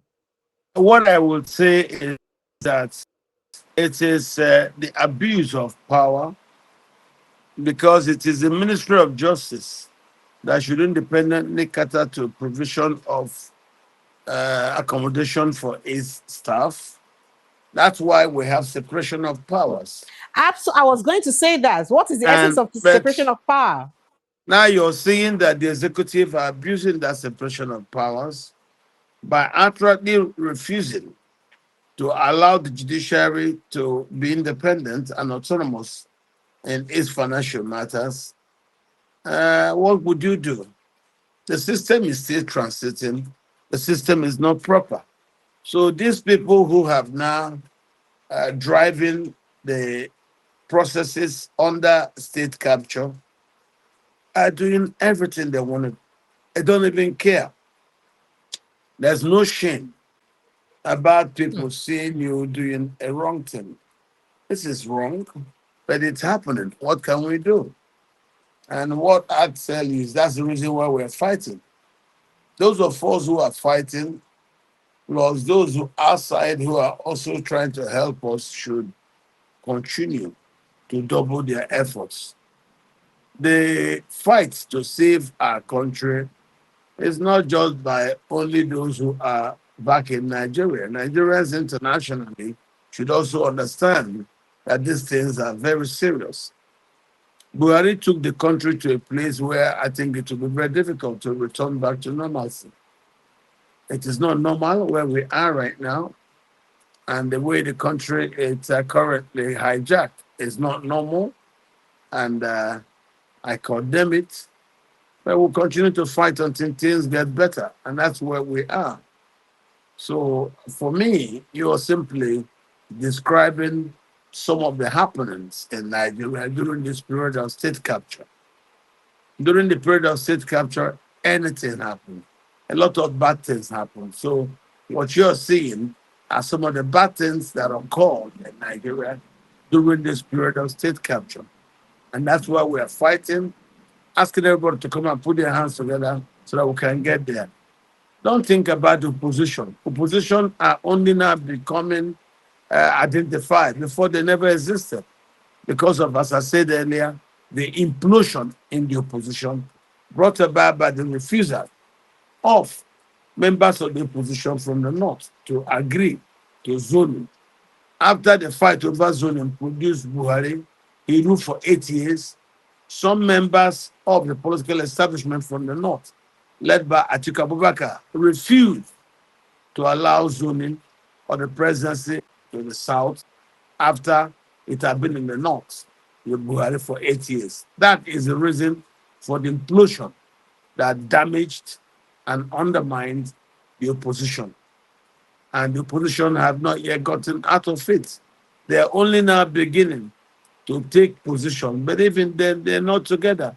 You can see now, Kwankwaso and Peter Obi had gone on to do the proper opposition, but Atiku is refusing. And that's why the opposition is weak. So don't blame opposition. They have to be strong before they can act. Right now, they're beginning to just calibrate and reset themselves. So let's see what they get to from resetting that they are resetting. Then we know how to play. Of course, you know, it's not a good thing when they are divided. You have APC, you have ADC.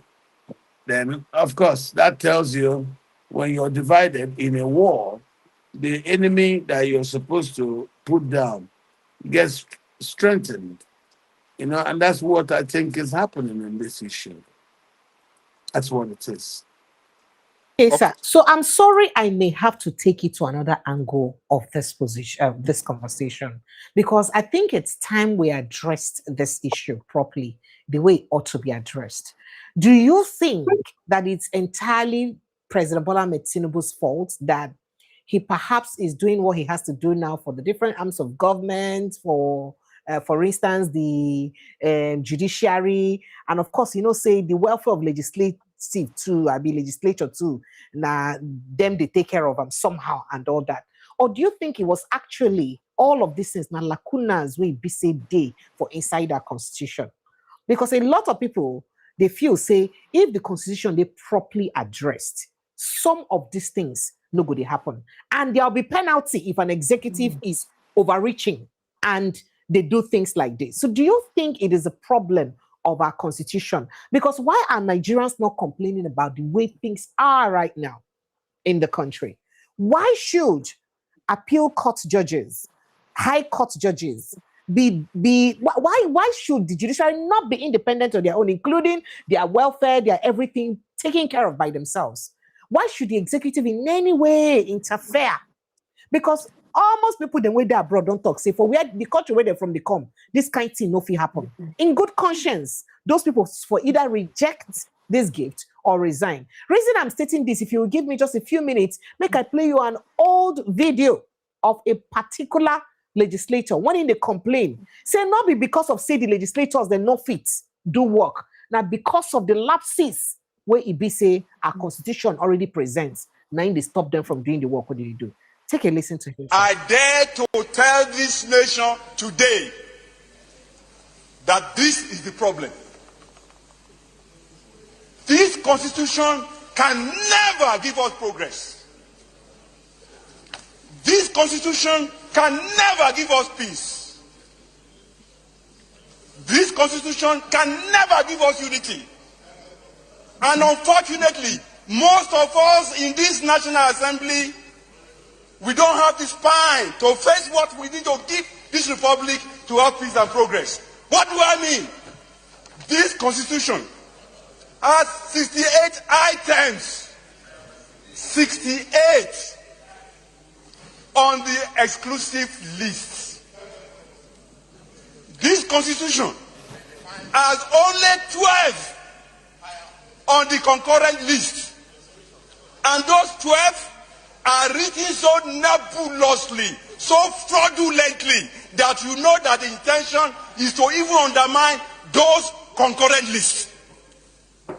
That is why those who want unity and peace in Nigeria must first remember that the name of our republic is not just Nigeria.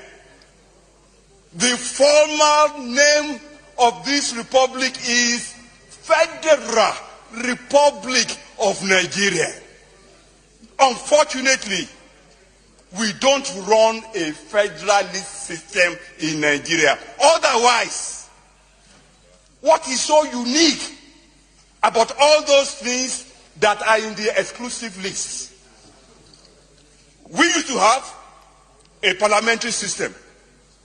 And then we wanted unity, we wanted peace, we wanted progress, and we therefore said we are going to go with a presidential system. Honestly, there are many presidential systems in the world that have peace and progress. I can't quarrel with that. But we must put in place the same safeguards that presidential system across the world put in place, so that you can have what it needs to run the society. In this chamber, we try to federalize the police system. In this chamber, we failed. We failed because we didn't summon the courage, the wisdom, the tenacity of purpose, and the vision, and the understanding of what is making nations across the world to work. A man from Otukpo was the DPO in my local government when I was chairman. The man did not speak Igbomina in an Igbomina local government. The man did not speak Yoruba in a Yoruba local government. Every crime is local. And the solution to every crime is local. The earlier. All right, sir. So you don't hear her. So I think that was during the 8th Senate. 9 Ibise, this senator cry out, they wail about this. I could go on and on with this video, but I just thought to stop it here.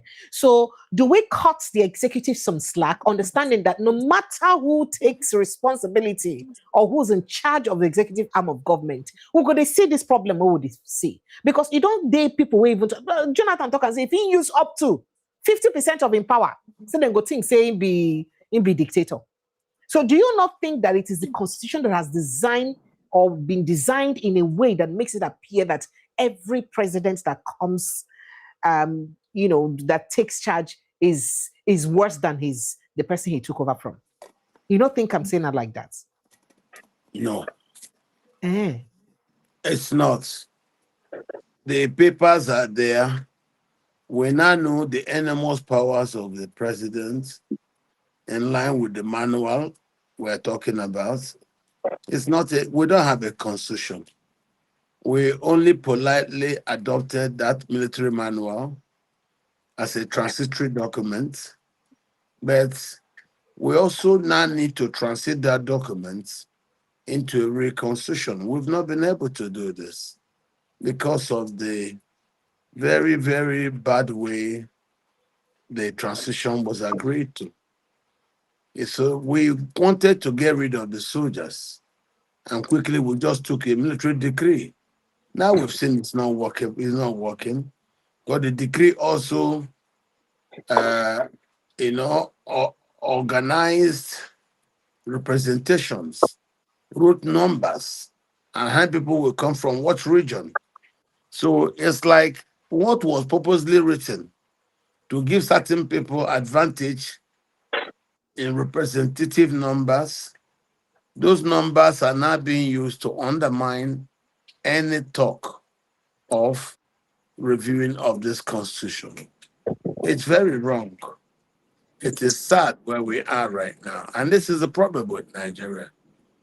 Those who do not want any changes to the military decree, which we're now using as a constitutional manual, know very well they don't mean well. So they thought the country should just crash instead of any twinkling of that military manual, which most of them with numbers fail, gave them advantage. It gave them advantage in numbers. They're using those numbers to come and stifle any attempt to change that document given to us by soldiers, which we have called constitution. You can see it's very unworkable. It is the reason the country is not moving. That's what you're trying to talk about. The papers are just not properly done. But we also need to own the political will to now make these corrections that are necessary. And that's why you see there is a crisis politically. Some suspect President Tinubu has intentions of tinkering with the constitution. And that's been the reasons why there has been war between him and the far north. In this case, members of the Fulani ethnic group, they think the soldiers did them a favor to write the manual, which we now were forced to accept as constitution, that in writing it, a lot were done to give advantage to the Sunni who are mostly in northern Nigeria. But those Sunnis now do not want us to even tinker with the constitution. And they insist it be left the way it is. They're even fighting to impose Sharia on Nigeria, on the rest of us. And this is the problem we have. You see why our march towards nationhood has been stunted? Because of this problem. So I think our people need to continue to sensitize and people must agitate. I think changing those things are possible and we can do it, but we must be steadfast on our fight, that it must be total fight to change the country anew into something where all of us from diverse backgrounds can cohabit together as people of one nation. I think is what we need to do. We've not done that yet. I don't care what anybody thinks or says. We first need to attain nationhood before we can start doing other things. And towards that, we But need do a you think that the constitution. division, do you think that the division amongst us go feel let us attain that nationhood we want to go? Because we're very divided along ethnic, religious lines. Would that allow us to move forward as a nation? It's not an issue of division.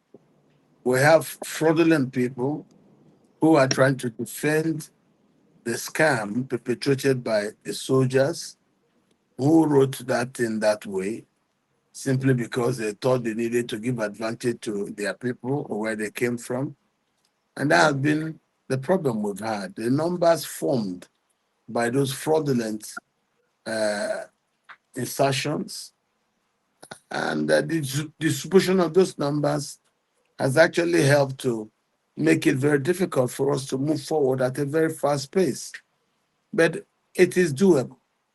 You can see President Tinubu is tactically also trying to dismantle those protocols. I know we will dismantle them. I have no doubt. If we don't, the country could crash because we've gotten to a point where Nigeria doesn't seem to work anymore. So those things that we've noticed that makes it impossible to work, Those who said no, we shouldn't change it. We might come to a time when they will just say that we will abandon the nonsense for them and move on. So I am watching and I know something will give. The shape in which that thing will give, I don't fully understand, but I know something will give. All right, And sir. that's So why I'm very optimistic that something will give. all right. So just pointing out something very quickly. See, during President Muhammad Buhari administration, they remove a couple of things from the executive list, just like this senator, they shout now, say a lot of things we're gonna make the country move forward. The executive list, right? So that means it recite all the power for the center, the government, or the president, as it were. Now, the President Muhammad Buhari administration removed things like a light, railroad, and all that to concurrent. Now, giving governors the ability to generate their own lights and also distribute their own lights within their territorial states, as it were. And that now what lead somebody like Alex Oti to do this deal when do with a private power owner, when making they give Abia State lights, when making don't even talk, saying plan to promote Abia State for grid generally. Now, this particular law now is about to be tinkered on by the 10th Senate. They won't make some amendments. And people are afraid that if that amendment is done, it will remove the power where the states don't get to generate and distribute their own electricity, taking us back to square one. You see, it like so they take one step forward, 10 backward. You know, that kind of thing. So these are the things that we BC people they worried about. That how is it that so much power resides at the center? And things like this, we can't do anything about it. We can't even question the government. People, they complain, say, at least 60 to 70%, if not 80%, of the contracts and what this administration don't give out. Now, one man, mind them given to the Chagoris. In a same country, that should be, in fact, that should make a president resign in the same country. The fact that he has an affiliation with the person involved, and his son perhaps has an affiliation with the company involved. If I'm wrong, please somebody tell me I'm wrong. In a same country, I'm sure that they would have asked for the president's resignation because of that involvement. But in Nigeria, people are moving forward. To the extent people are even insinuating that it was the Chagoris. People, they gossip, saying that Chagoris not even make the Sakwale do, say you no release money. You can imagine the enormous power where person will be foreigner they get for Nigeria. Contract that Nigerians cannot hold. Precious. Shagori is not a foreigner. He was born sorry, here. he's Nigerian by natural. Like, sorry, he's Nigerian. He's a Nigerian. And then he has Nigerian citizenship and one of the highest honors. Forgive me. But going by that, Dr. Katch, do you still think that we should not devaluate powers? No, could just come up power small for center. If you know, if you're saying that the only way Nigeria go fit desensible small, because it's appalling that this is happening and Nigerians cannot talk because they won't talk. No, we can talk. We can talk. These are processes. Nigeria as a country is very young. Nigeria as a democracy is a baby. And we should understand that there's a need to appreciate where we're coming from. We will not get it very good immediately. If you look at other countries that have taken this path, you will see that it took them time to get well. First, we need to agree to be a nation. We don't agree yet. We've not yet agreed. Okay, you can see what's going on. The Fulani are insisting that the same strategy that they have upon the Hausa states, be expanded. And we wouldn't allow that Fulani strategy of settler colonialism. It shouldn't work. And that's why you're seeing this fight. So we need to first agree that it has to be a nation of equal people, no matter where you come from, no matter who you are. If it's a nation of equal people, then we wouldn't have people coming from Burkina Faso, from Mali, Mauritania, Central African Republic, kill our people, displace them, and head them into IDP camp. And Nigerians are just mute. Everybody keeps quiet as if it's nothing.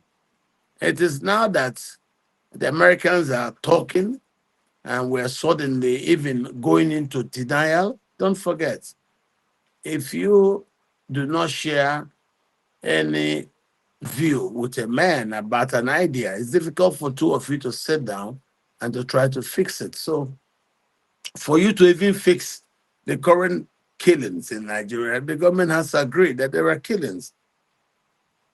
It has to agree to what it is, not lie and then think just by lying. That's why you see the president is heavily embarrassed as the militiamen have now focused their killing eyes on Oyo, Kwara, and the other places in the southwest. Because he did not allow the army to go and kill them. And they just said, pity them. So what did they do? They left their drive towards the Benue Valley, the Mambila Plains, and simply diverted their attention to the southwest. And Tinubu is now reaping the results of his incompetence in trying to calibrate a reaction to the Fulani crisis. It's a problem. If he cannot solve it, other politicians will use it to campaign that they will solve it. And that's what it is. So for me, our problems are real, but some of us trying to pretend the problems don't exist. These problems are as a consequence of democracy. Now that we're asking that those who have numbers maintain their positions and privileges with those numbers, those without numbers are now devising a new strategy of hiring militias from across Africa to come to Nigeria and seize territory. And they are succeeding because the government does not have the political will to fight back. It didn't just happen overnight. We knew this was going on. When we saw the crisis in Central African Republic, we knew it was coming here. When they left Central African Republic and came to Benue State, started fighting Governor Suswan, we knew that. When Buhari came in 2015, we saw, instead of Buhari solving the issue, he made a blanket announcement that everybody should start coming here. If they come here, where is the land? Why did the leaders keep quiet? The refugees are here now and they don't have land, and that's why they're killing Nigerians in looking for land.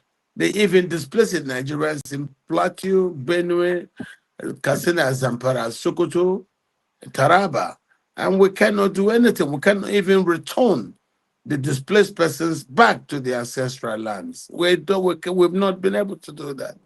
So we have failed our people, and we are failing. So people should stop dreaming and let us solve this present clear and present danger. And after we do it, then we'll agree on how to move. But I must tell you something.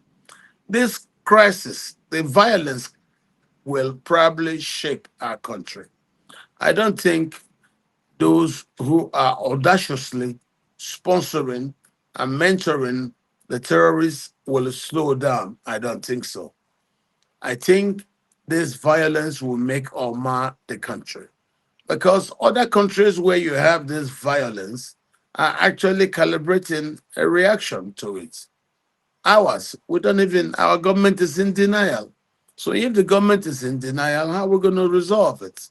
Don't you see that? There are even states in the country where these terrorists are known to have had strong foothold. States like Kaduna, states like Katsina. They exist. They exist. So the earlier the government starts to take the issues of security seriously, the better for all of us. If that is not done, the other issues would not go, because the strategy of using security to gain political power is real, and they are doing it everywhere. They're using the militiamen to seize territory so that during times of election, they don't need to campaign. Territories held can simply, you bring in people and they mark results, and that they declare results. That meant a man can hold a state down if he's able to keep two warlords holding both ends of the state under his ambience. On the day of election, they will just simply write results, bring it, and who are you to complain? Because even in the places of voting, the militias have their own guns. We've seen it before. It has happened in Borno. It has happened in River State, remember, at the beginning? So if it is not happening in other new parts of the country, there's nothing new wrong about it from what I've seen. It's simply a continuation of what has been there. Look at what Mr. Wike is doing in River State. If that is not being perpetrated by violence, and supported by our government, it will not go on. So the government is also part of this problem. If the government refuses to take care of such issues, they will persist. And any problem that does not have consequences for will be repeated. It's only when you have consequences for bad behavior that people will stop bad behavior. But if you don't have consequences for bad behavior, you simply tell them that it's a business strategy. And those who want to do it would do that business and gain the advantages that come from deploying such protocols. I think that's what we have in Nigeria. Questions, please. If you allow me, I know there are new people on the platform. If you All right. and two others, can I just ask a quick question? Just Please go ahead with that, so that I take a flagship and come to Ify, then come back to MC. I know MC has more questions, but go ahead, please. Yeah, there's someone here in the comment section. Official. Can we forget about comment section and just face the conversation? No. Please? It's tied. No, something good. It's tied to what I want to. The No, question I want to ask. okay. Because I Yeah. expected anyone that wanted something to say to just join the platform or perhaps call us so that No, we can put all together. it's something that is related Okay, so to go ahead, the please. question. Go ahead. Yeah, the guy is official chill power, and he says Nigeria gets worse daily, and it ties to what I want to actually say. Since the APC government came into power, we have seen cement prices increase, in fact, by 367%. Instead of going down, it has gone up. Today, I hear the price of one bag of cement is between 12,000 and 15,000, depending on where. And yet, cement is manufactured here. At least you have Dangote, Boa, and Lafarge amongst the main cement manufacturers. And Dangote also has facilities within the West African sub-region. Cement is cheaper outside Nigeria than in Nigeria where it's being manufactured. So my question really is that people have cried. The cost, people are finding it difficult to build to build houses. As a result, they resort to very cheap means, and we have been having building collapse and so on and so forth because people are trying to cut corners. Tenancy rent is very, very high. People are finding it very, very difficult. So in part of the fact that their earning capacity is very, very low. So my question to Dr. Katch is: do you think that is it rocket science for government to meet and negotiate with this cartel, Dangote, Boa, and Lafarge, because they control 95% of the market, and so they sit down and determine whatever prices that they are going to sell. In 2025, for instance, even though they sold less cement than they did in 2024, they made more profit because of high prices that are put on price of cement. Is it rocket science for the president to call these people together to say, listen, we can't take this thing? So that's my question. Why is it so difficult for prices of cement to come down?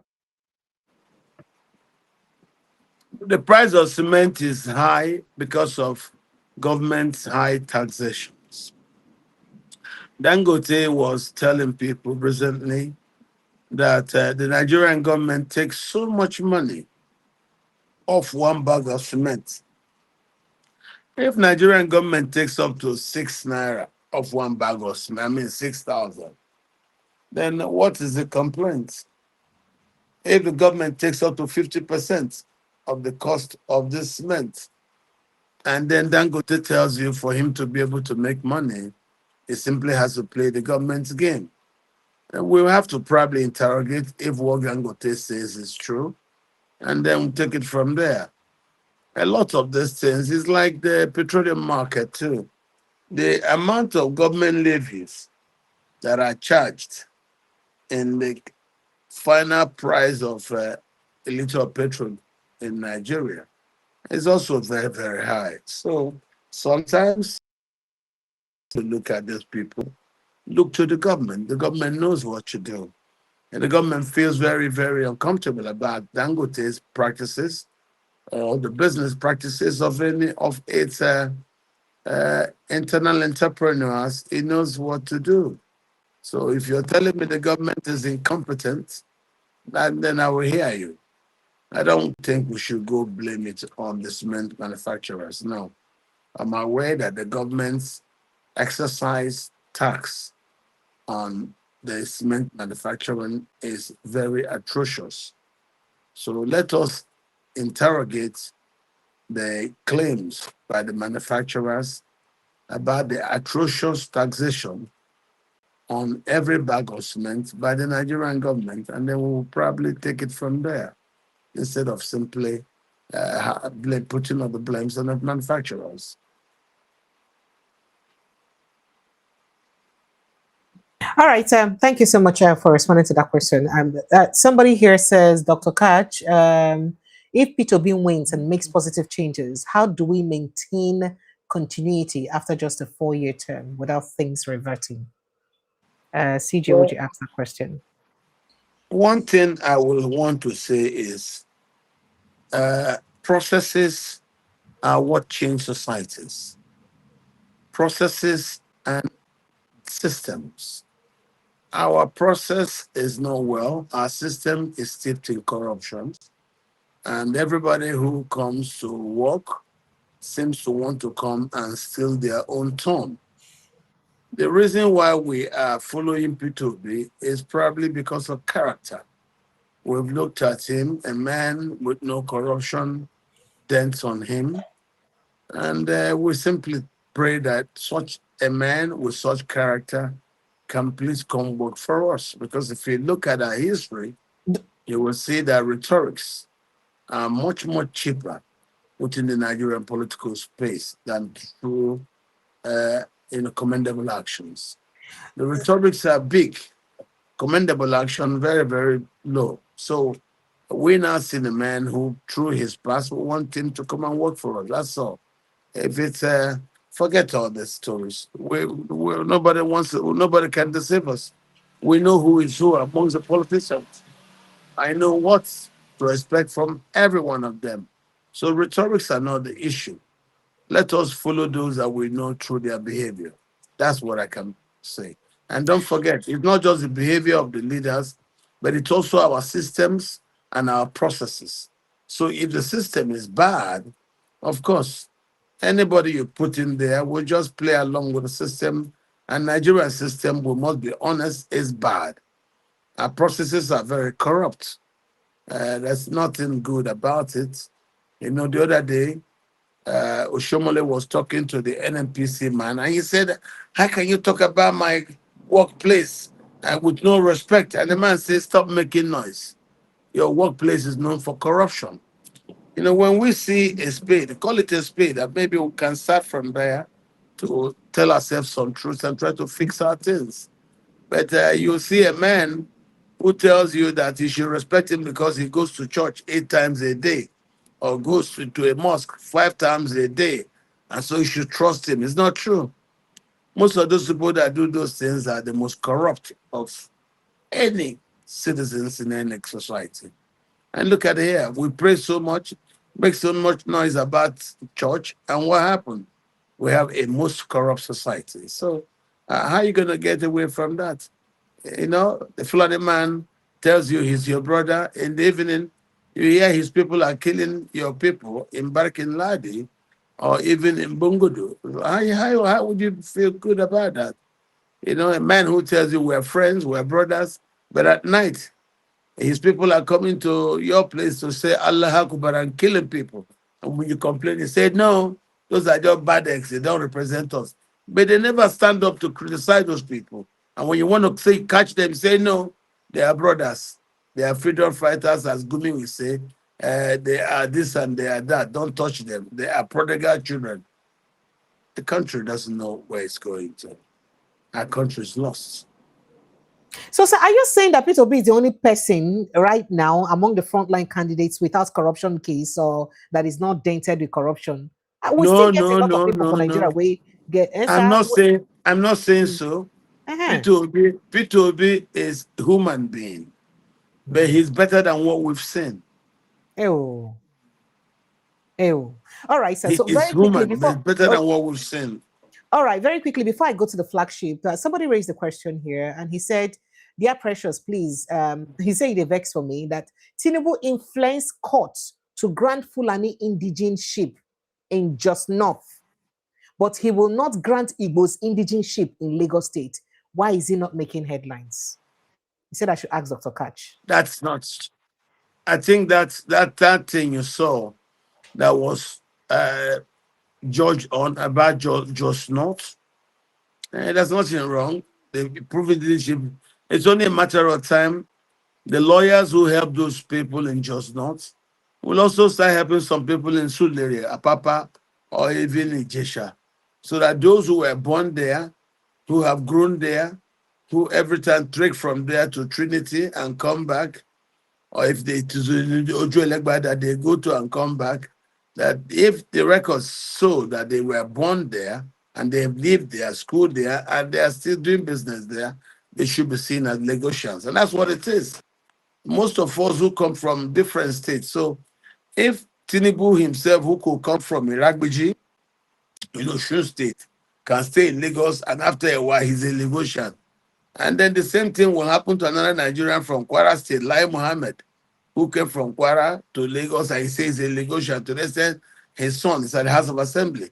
Me too, who came from the East and then got to Lagos and had my children there in Ikeja, they are also Lagosians, and that's what we claim. So for me, those things are not big. Those are simply flowery shows. The truth about who we are is not state of origin that is the problem. It's our refusal to see each other as one.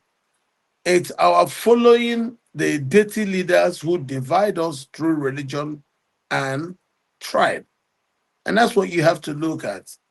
Who is it that sustained that division of our people through religion?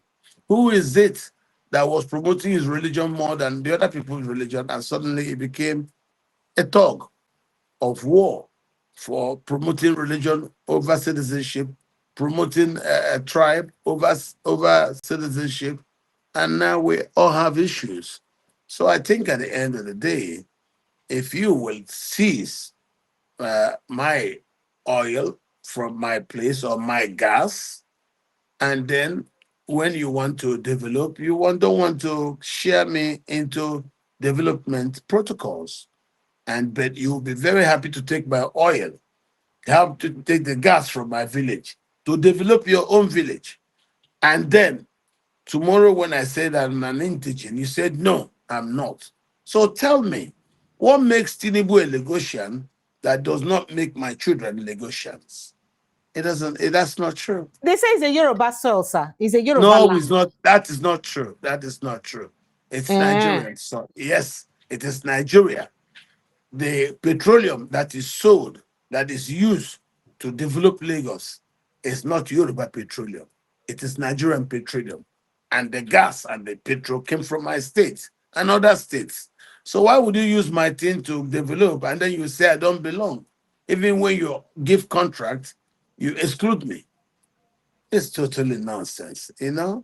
And that's Buhari's kind of mindset, which has affected Tinubu, and you can say he's socially conditioned. So I think we should stop this.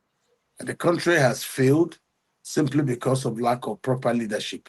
Tinubu is not showing any example, and I'm very disappointed that he's failed. All right, thank you. The flagship, let me let you shoot quickly, sir. Thank you, Precious. And good Thank you, evening, sir. Dr. Katch. It's good to see you again. I agree with you, Dr. Katch, when you say that Nigeria has been captured. And its captors are men and women of very questionable character who do not understand justice, equity, and fairness. For lack of a better word, I would say they are rough and are totally disconnected from the people.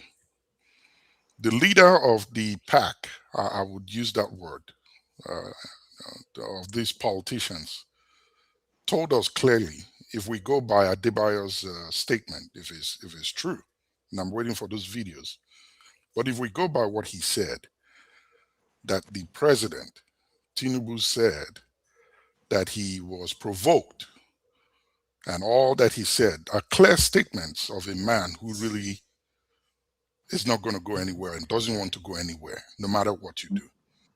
And he said, even if 3 people vote for him, he will still win because he has INEC under his control. The average Nigerian know that exercising their rights by voting is the one way that they can elect and bring in well-meaning citizens, Nigerian citizens, that can help them shape the country and get things back to normal, which is what you and I are talking about and everybody here on this platform. My question is, should this fail in 2027, what do you think should be the next steps for Nigerians? Because we cannot sit down and go through this again. What do you recommend should be done in order to get these marauders out of the way and give some breathing space to the people in Nigeria? Well, what I would say is first, most Nigerians thought it was a political argument, political struggle. No, it's not. This is a national job. The people who have formed this clique to capture Nigeria are not up to 1,000 people. They are less than 1,000 people. And then, but they play games that excludes the rest of the country. And they plot, they tell you, the Nigerian as they want it. The reasons why they've been successful so far is a consequence of our docility. We are very docile people. It's only when a man is very angry about something that you probably see him to abandon everything and stand up to challenge those perpetrating the actions that seems to anger him. Why don't we just say that we Nigerians, that it is when we have had it up to our necks that we will agree to come together? Because you see now, people come together to try to work to free the country, but some idiots will now start speaking in terms of tribal interests, this is that, or even religious interests, as you're seeing some play. We try to say we will curb and arrest insecurity, but there are people who, even in the mosque, are afraid to speak up openly against insecurity. Today, what you are now seeing in the Yoruba areas is the very first time that people within Muslim communities are complaining about insecurity. When the killings were happening in Katsina, Zamfara, and Sokoto, places like Taraba and Benue, a lot of the people in our party, the PDP, were very silent about it. When I go to TV, speak about it and come, some others will say, why did you talk about this thing? Don't you know you can, anger Alaji Shehu? Why would they say it? Alaji Osman wouldn't like it that you're exposing the killings. And all those just made me wonder, should we be silent so that we do not offend the senses of patrons and sponsors of this militiamen? These militiamen are not a wind. They are not magic. They have sponsors. So until we feel pain enough and then decide to come together and work together, we will continue to be, as they say, a divided people who are not able to achieve their collective objective. That's what we are. We are divided. That's why we don't succeed. We are divided. When we saw that the raging Fulani war was coming to Nigeria, what did we do? We didn't do anything. today, it's consuming us. It is making communities very uncomfortable. When Tinubu refused to back Amoteku, what happened? Today, they are now talking to him. The violence has come to affect his government, and suddenly he's saying it is his enemies who are doing it. So it was Goodluck's enemies that were doing it then, and he was part of Goodluck's enemies who were using that violence then to get Goodluck out of power. Is he now telling me that it is what him and those people did, that those who are still his enemies are now doing against him? We have to be careful supporting bad ground or following bad people, because it always ends up as we are seeing it right now. But as I always, I'm very optimistic. I believe Nigeria will get well. I also believe that the current violence will help to sensitize more people. And then, and that will probably will see more people who come and join us in the fight to free this country and make it better and free for everyone. All right, thank you. Okay, you have a follow-up because I want to go to Ify now.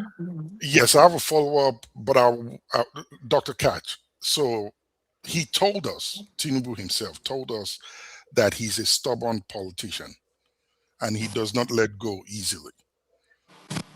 Other than peaceful protest, civil disobedience, boycotts, are you saying the Nigerian people should give back to them the violence that they're using to oppress the Nigerian people now in order to push them out? If he's not willing to listen to or submit to a fair electoral process and the votes cast by the people that puts him out of office?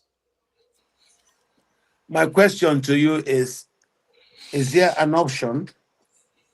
Check through history, check through revolutions, check through the marches to freedom for people in different climes and civilizations.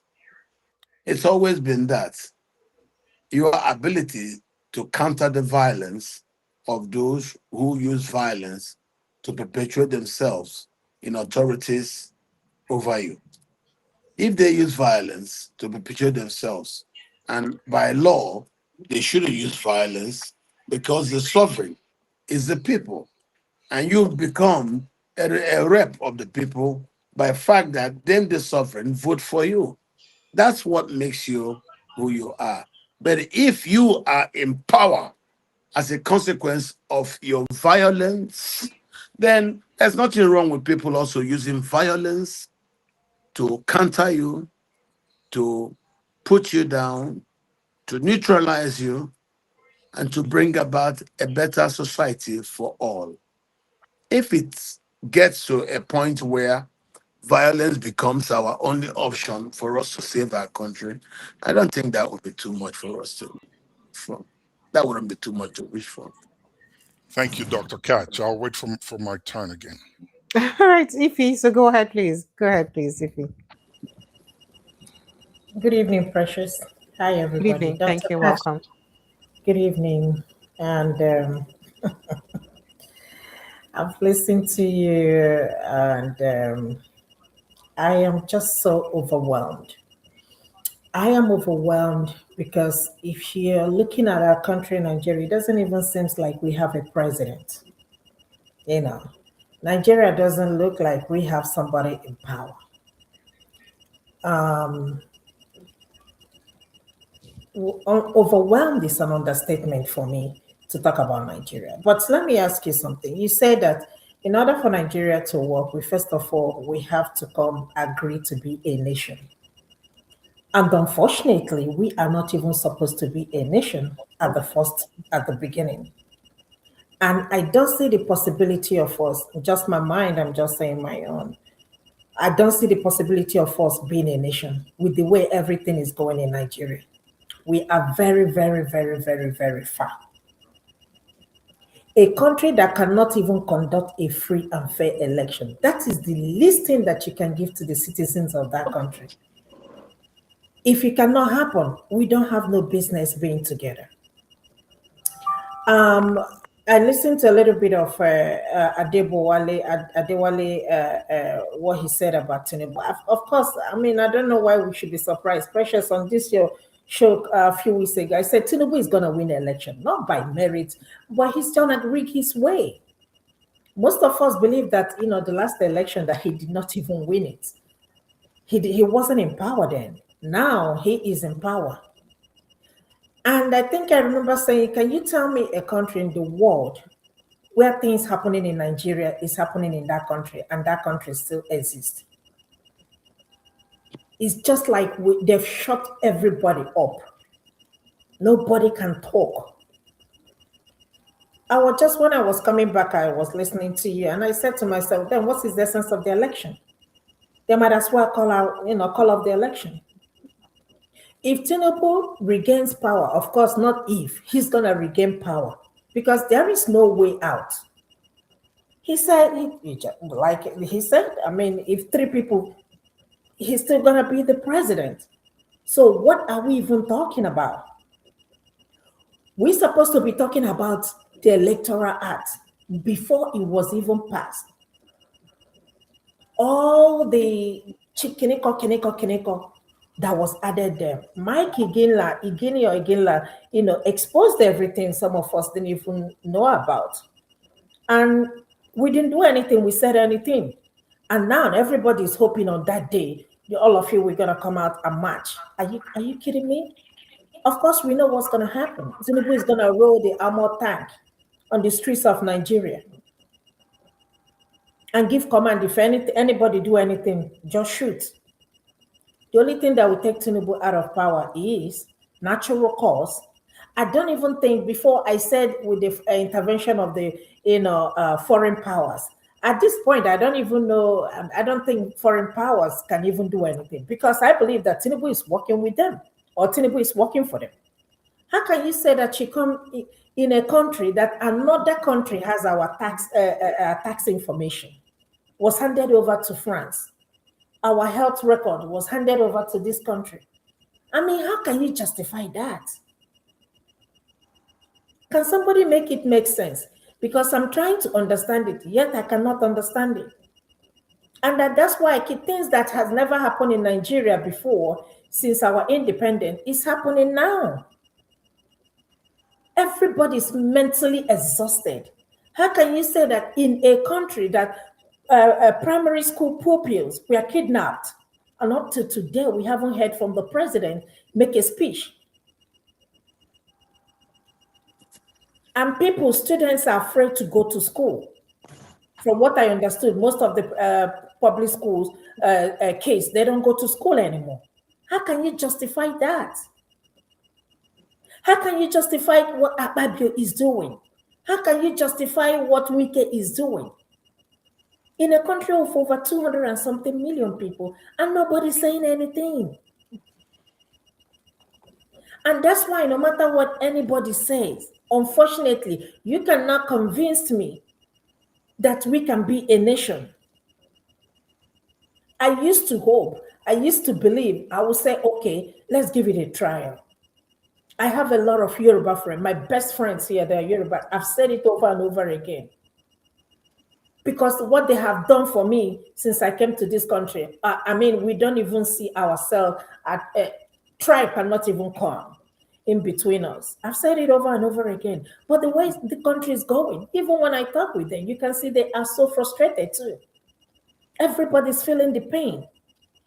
If an ordinary citizen cannot afford tomatoes, 5 tomatoes, 500 naira, tell me what 5 tomatoes, would he cook jollof rice? I mean, what kind of food is he gonna cook for you to be tasty? I mean, you're just gonna eat, let it be that you have something in your stomach.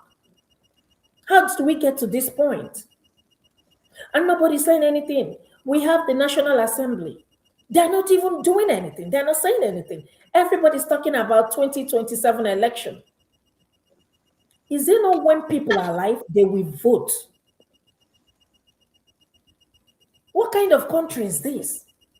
All right. So if you can just help us just go straight if you have any question for Dr. Katch. We're all at your honestly speaking, I don't think, Dr. Katch, honestly, I don't even have the only thing I disagree with you, only if we can come together and be a nation. We cannot be a nation, period. whether we like it or not. Since we are created amalgamation of this country called Nigeria, we have never been united. We are just seeing it now. Everybody just witness, and it's gonna get worse.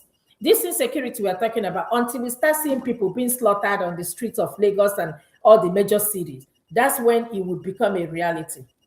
I don't have any question for you. Thank you. Thank you, Ife. Hello, good evening and welcome, Mr. Raf. You're welcome. Go ahead, please. Mr. Raf, go ahead, please. Okay, fine. My question is, I want to ask Dr. Katch a question. And the question is, all this while, we are talking about agenda, Fulani agenda. They want to take over Nigeria. And we keep saying, it's not going to be possible. It's not going to be possible. And this man and these people's Fulanis, they have been killing right from the north. Now they have advanced. Right now they are in Kwara State. They are in Osun State. Hello? Go ahead. Go ahead. I can hear you. Yes, sir. Good evening. Well done, Precious. I greet to Dr. Katch. I greet everybody. My question is, I think you're trying to listen to yourself in your device and on the phone at the same time. So no, I'm not listening to myself. Yeah. Okay, so just go ahead. I've been waiting for the question. So I'm saying that all this while that we've been talking about that there's an agenda, Fulani agenda to take over Nigeria, and we keep saying it's not going to be possible. And they are advancing. And we are looking at them. They are advancing. Right now, they are in Oyo State. They are in Oyo State, and we keep saying it's obvious that these people have agenda. So what is the South doing about it? What are we doing about it? Okay. We keep talking about one Nigeria, one Nigeria. It's obvious that we are not one Nigeria. Okay. All right.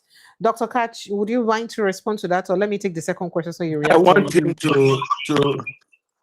him to be rest assured that the Fulani can never ever succeed. According to the U.S. intelligence report, they have 30,000 militiamen. Is that what you use to run a country like Nigeria over? No. 30,000 militia, that's quite some number, almost equating the size of our own security agencies we have. How many security personnel we get? Forget that one. Only one. Yeah, leave that one. It's not. They don't have the numbers. That's been their main problem for the 8 years of Buhari's administration. When the crisis came up, I assured people who were listening to me that the Fulani don't have the numbers. They cannot achieve it. And our diversity is their biggest problem. Yes, because of sponsors and patrons forced security services to stay hands. And so the Fulani militias seemed like they were invisible, but they're not invisible. They were successful because our soldiers stayed hands. Generals were asked not to do anything with that policy of do not engage until you hear our instructions. Now that the people are engaging them, what do you have? So the war is on pretty much. Those Nigerians who are now expressing disgust and anger, I tell them, don't worry, that we've been seeing this for a very long time. People in government are in bed with the terrorists. But you see, like everything that starts, they always have an end. I don't think they will succeed. I want to reassure you, they will never succeed. The Fulani don't have the numbers to succeed in what they seek. No. If they continue doing this and the government does nothing, the country could disintegrate. That's what I foresee. Because nobody will stand to be killed by a militia that the government is not willing to do anything to actually, put a stop to the nonsense that they are doing. So for me, I want to reassure you, they will never, ever succeed. They don't have the numbers. All right, sir. Thank you. Hello, good evening and welcome. Go ahead, please. Straight to the point. Good evening. Good evening. Welcome, sir.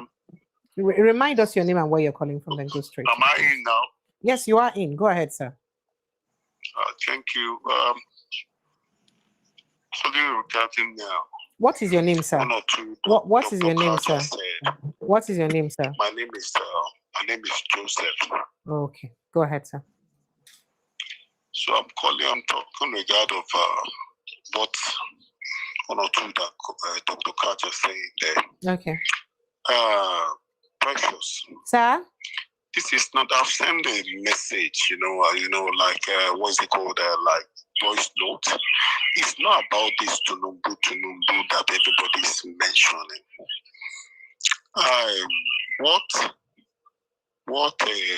What Dr. Katch is saying now, you can see it's even going to the root that this Fulani are ready to destroy and take over that country. It's not about Tinubu. I like the way you guys are firing from all angles. That's what we keep Tinubu up. Wake him up.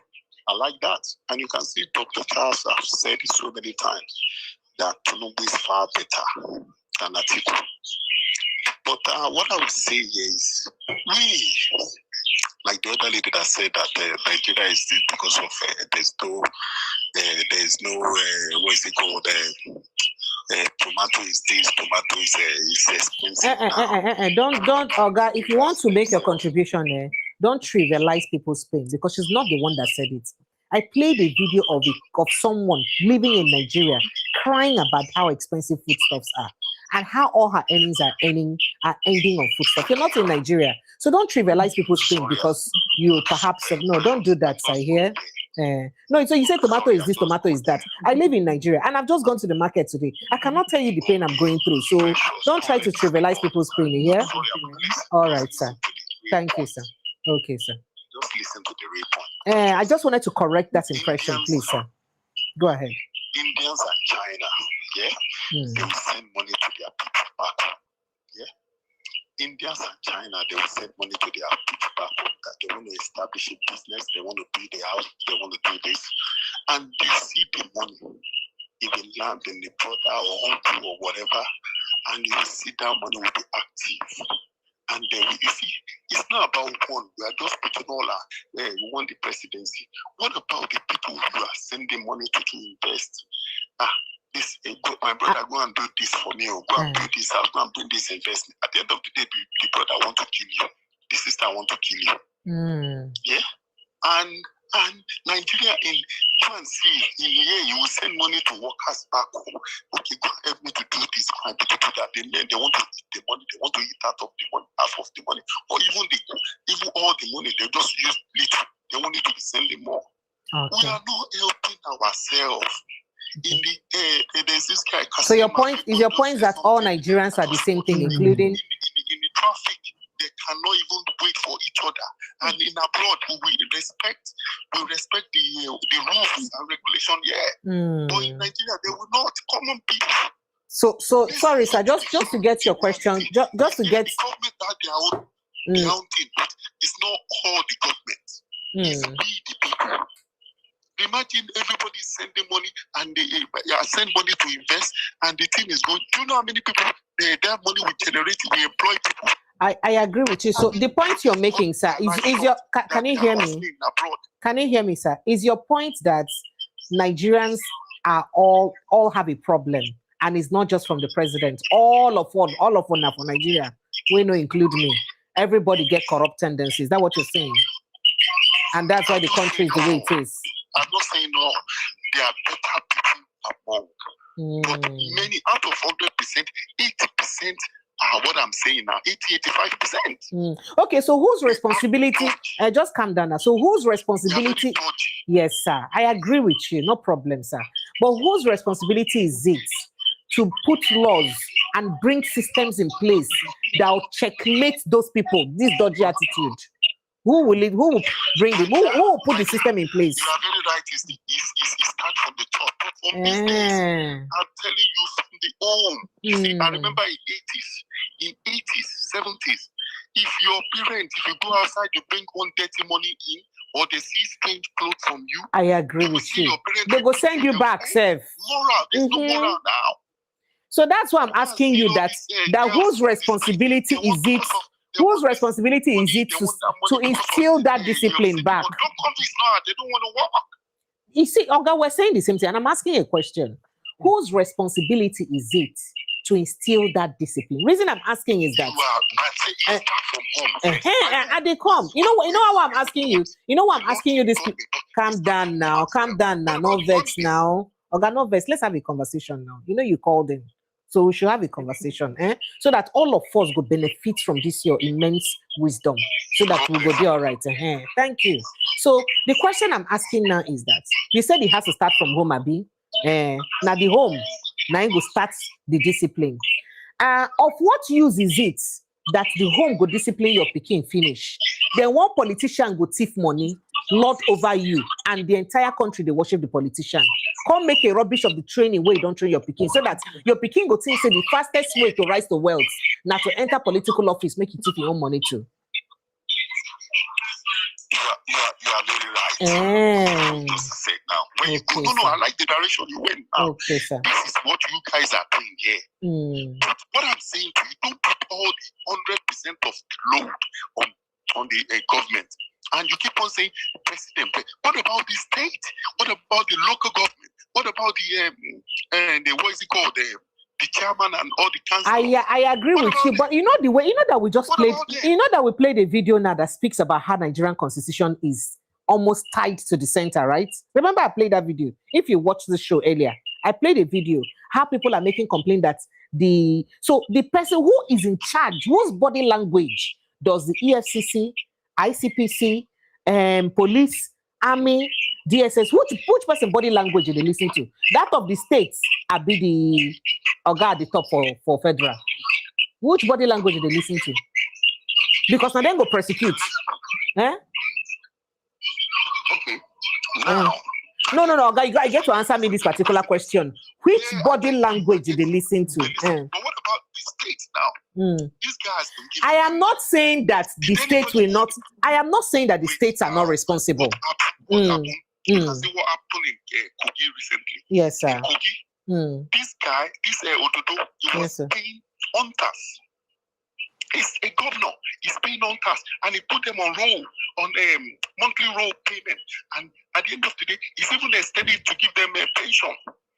See them now; they are working together with. Has that stopped criminality in Kogi State? Do you know how many Oga calm down now? As they make example, I like as they make example. We go they talk.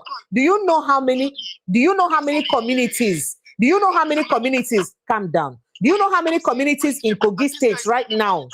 Oga, you're right. Usman Ododo is doing. You hold on now. We're holding them accountable. Okay, you go to calm down. I like the angle way they bring. You see these governors who hold them well. Usman Ododo is doing.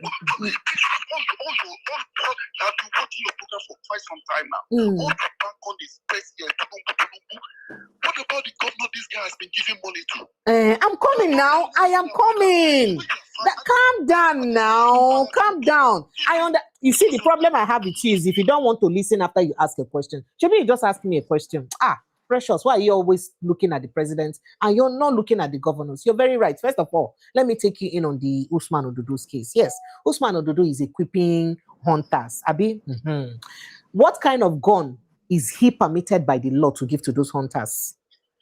Vis-a-vis the kind of gun that these terrorists are carrying. That's one. Two, are you aware that within the North Central,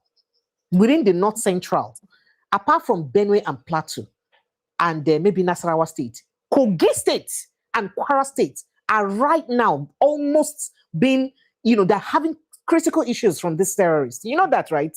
Do you know how many communities right now that are empty because of that people have run away from because of the activities of the bandits in Kogi State? Do you think that those hunters that Usman Ododo have employed can go and chase away the people that has made those villagers run away? Do you think the hunters are capable? Hello, sir. Can you hear me, sir? Yes. Sorry. No, sir, not you, sir. I'm coming to you, sir.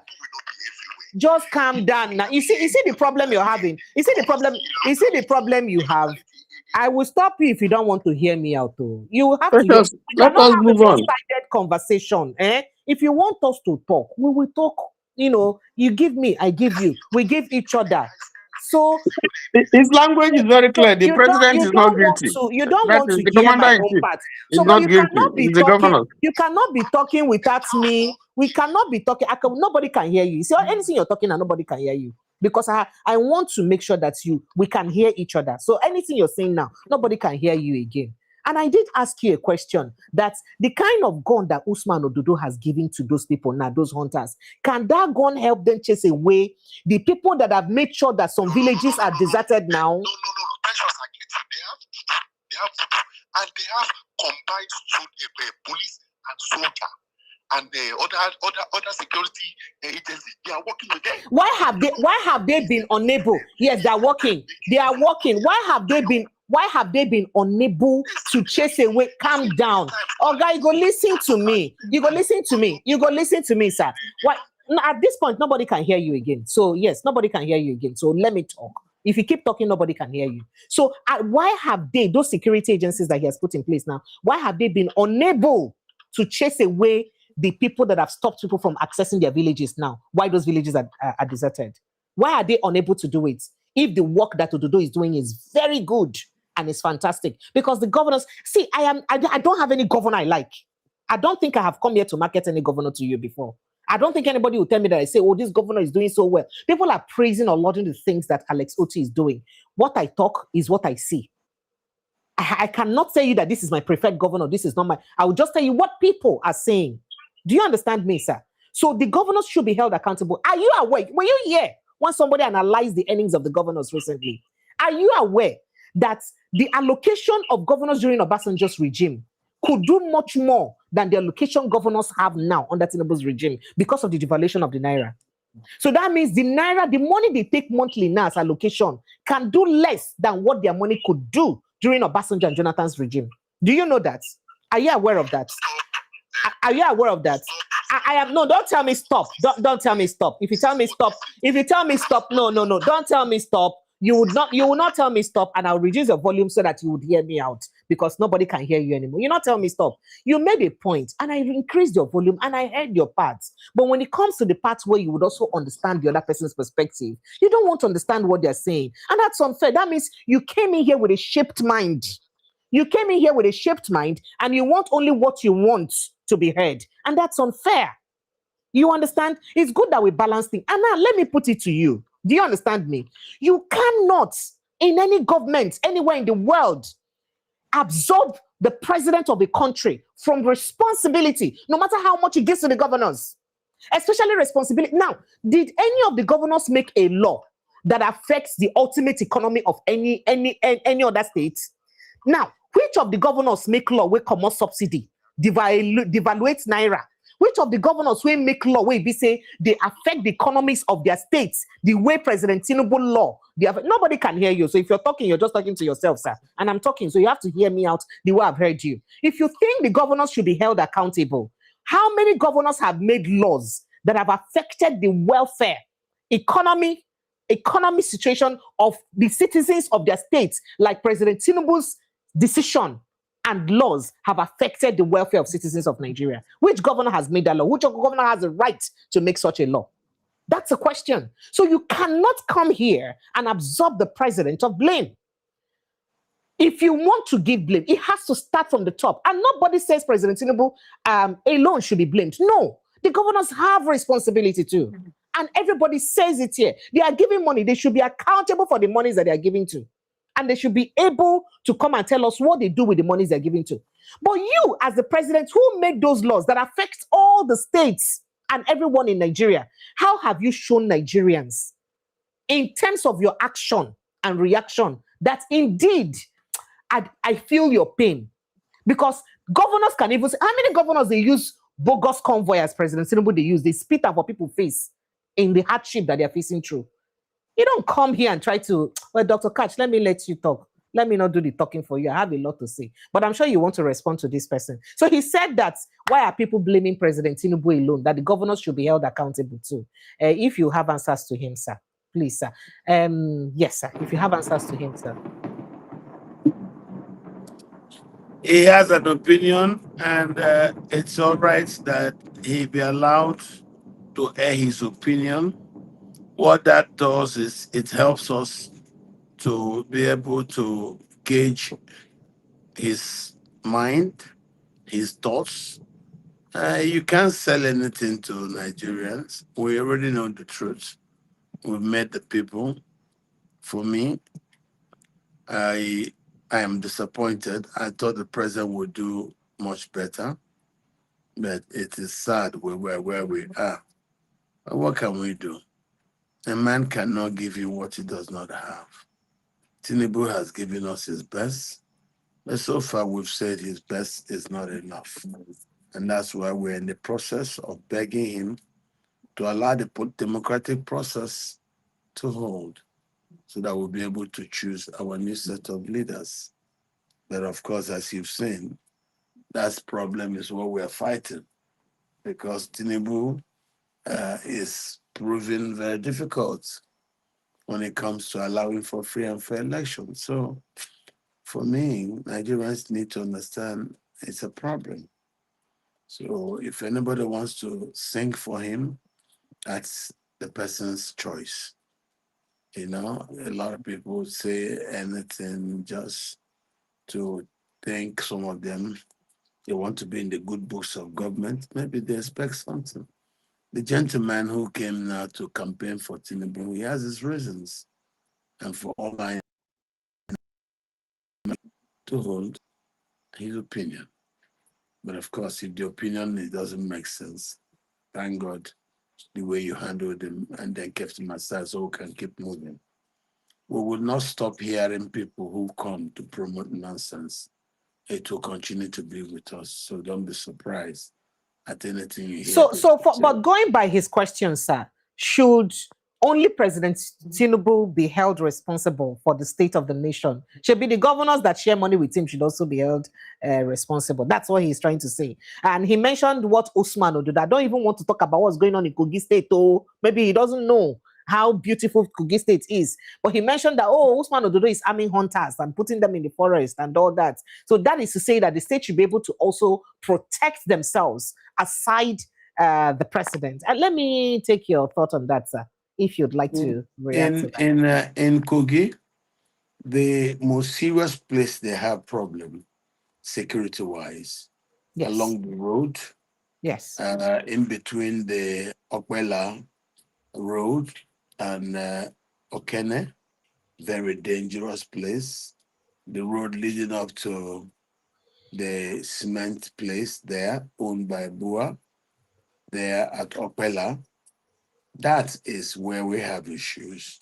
The road in between Lokoja and Okene, that's open stretch road. And then, of course, the road in between Okene and Okwela. Those are very dangerous places. In Kogi, the left hand side, taking Ajokuta through Itogbe to Nsoka, that's a little bit easy. That's a more secured path. It is safer than the other side. And so Kogi has work to do. I can tell you what the governors are doing is enough to bring peace. The security men, so empowered with the ones I've seen in some states, I am impressed.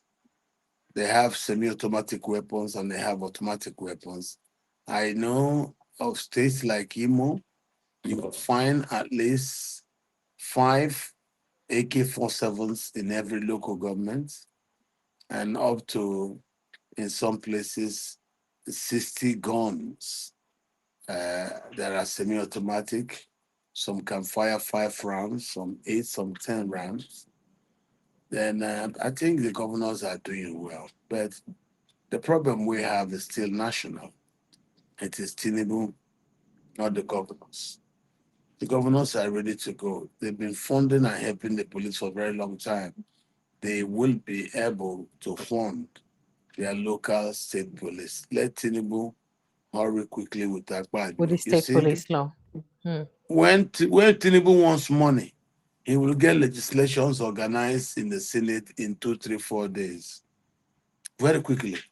Now that we're talking about security, how it comes You know is they reach. difficult They reach 4 days. So most times, if it, I say one borrow money today, that day before you don't do finish, they don't give them. So most why times, is it difficult for or him 2 to days. get his in the Senate to give him go ahead of state police so we can just start moving? You know, rhetorics without actions is what I think undermines this Tinubu style of government. So that's why anything he says, I don't listen until I see the actions. I believe the government is heavy on rhetorics and very, very low and poor in real actions. All right, sir. So very quickly, now that you've responded to him, please just give me a minute before I take more questions. I have a question here for you, but before I take that question and I take your response, I would like to respond to this person again. Just because, before I do that, let me say a big thank you to Anthony Johnson. Anthony Johnson, thank you so much for the $50. I appreciate you. Thank you so much. So I'd like to take a question, but before I take that question, I'd like to give a little addendum. You know, addendum, those days when we do meeting, to what you just said about the powers of the president. Not me, Precious Amy.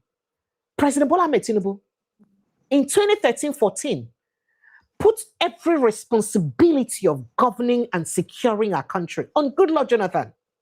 And he said Goodluck failed. He did not look at the states. When they kidnapped Chibok girls, he did not say, oh, the governor of the state, what were you doing? Even when the principal was made commissioner, not so long, Tinubu did not say, oh, why did the Borno state government make this principal that was there when they kidnapped these children commissioner? Could that be? No. He blamed President Jonathan and said he was incompetent. He should resign. Why would somebody now make a case for President Tinubu and say it's not his fault? It is not the fault of other governors. Which governor did he blame when it was his turn to criticize the opposition? And it wasn't because he was just criticizing the opposition. He was telling the truth. Because the power lies in the hands of the chief security officer of the country, who is the commander-in-chief of the armed forces. So no, my dear brother, you're wrong. And when it comes to economy, no state governor has the right to implement laws that will economically deeply affect the people of his state the way the laws of the federal government will affect the people of the state. Because, you know, we don't run that much of a federal system that, like we say we do. You understand? So that is the truth. Which person don't create law or make law will make subsidy vanish and people started buying fuel higher? Even the oil-producing states don't even have the right to buy fuel cheaper than the non-oil-producing states in Nigeria. Why? Because everything still lies for the center. Because if they had a choice, now the oil-producing states, now, do you know that fuel is cheaper in Lagos than in my state, River State? Because it lands in Lagos port first before it gets to River State. And River State, that is, it degenerates oil gongo. It's cheap for Lagos State than Bayelsa State and Delta State. So that is it. Because the way Nigeria is positioned. So please, let's not try and bring that rhetorics of trying to absolve the president of blame. No way. See, once the center is handled, every government I don't know if you understand this. So I remember during Jonathan administration, you realize that Dr. Katch, you don't leave Abuja then. Almost everybody became West Senator during President Jonathan administration. Now Senator now, because of South-East, South-South attire, they became where Senator. Buhari can enter power. Now, so Hausa kaftan full everywhere for Abuja. True or false, sir? You notice it now in Abuja? Right now Yoruba cap now in the ring for inside Abuja. Why? Everybody follows the body language of the person in power. It is the way it is. Why do you think? Have you ever asked yourself a question? Why people are singing on your mandate, as embarrassing as that song can be, at a time like this in our country? Why do you think everybody sings it? Why? Because when they sing it, they see the joy they give presidents. Because all of them won't please the president. They all toe that line. So everybody toes the line of the president of the country. And then you dare now want to absolve him of blame? No way now. You can't do that. Now him. Somebody they talk him. People they even talk him. If the head can be handled, it will trickle in. See what happened to Ghana. See the difference between the previous administration for Ghana and this present administration for Ghana.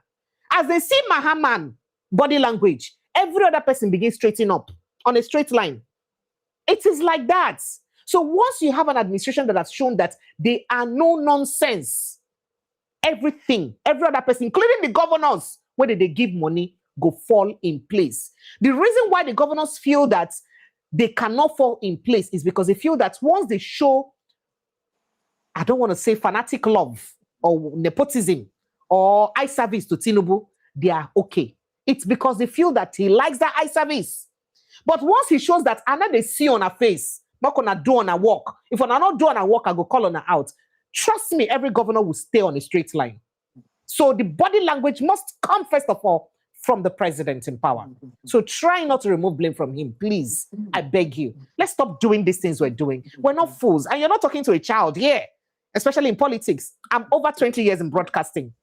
And almost all my life, I have dealt with politics. And I have chronicled Nigeria. I don't follow, at least from 1999, I don't follow Nigerian politics. So please, next time, if you want to come on this platform and try to convince us of what is not, I think you should start by blaming Tinubu for blaming Jonathan. Tinubu put all the blame for the economy, for security, everything on Jonathan. So let's start with the way he blamed Jonathan. Then from there, we can go ahead with the conversation. I hope with these few points of mine, I've been able to confuse you, convince you. All right. Anybody with the last question so that we can release Dr. Katch very quickly? I'm waiting. I know I didn't finish my question. Somebody has this question. Dr. Katch has to go, please. Somebody has this question, Dr. Katch. Let me quickly take this question. I think I saw it somewhere very quickly. Yeah, he said, Precious, bear with me if I can ask questions. I appreciate it. Dr. Katch, in 2015, Oshibajo told Jonathan they would form a parallel government. How serious is Kwankwaso and Obi to do same, or Obi to say and do so in 2027? That's the question he asked. I don't see them forming any parallel government. I think there are other ways to go. You don't need to form parallel government. First, win the election. And if you win the election through proper vote, insist that the results be called. If they don't refuse to call, then you could just start from there. There's no need to postpone. But first win the election, and that means do the right thing. Continue your campaign, sustain your sensitization, and the results will come. Let it be that they vote, you win, and then the government wants to do is mago-mago. Then we'll have options on what to do. There's no need making noise now. Until we get to that bridge, we'll know what to do. Dr. Katch, I have to release you. It's past 1 a.m. It will be very unfair for me to leave you. Thank you. The rest of us will continue the conversation in your absence. Thank you so much, Dr. Katch. I appreciate you big time. It's a big Thank pleasure you very to much always for have you having on me. this Thank I'm you happy so to be much. here. Thank you. Thank you. Thank you so Thank much. you. God Thank bless you. you. Thank Good you. night. Thank you very much. Good You're night welcome. and God bless you, sir. Thank you so much. All right.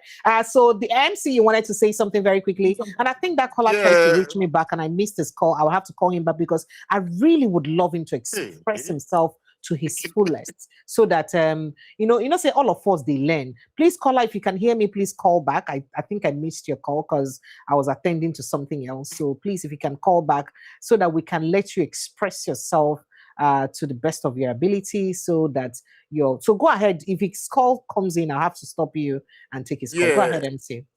Yeah, I said that you've released Dr. Katch now because I don't know what happened because I was trying to communicate. I noticed that maybe I was offline or something. I don't know or something. So, but nevertheless, since I will reserve the other two questions for next week, which was very important. Okay.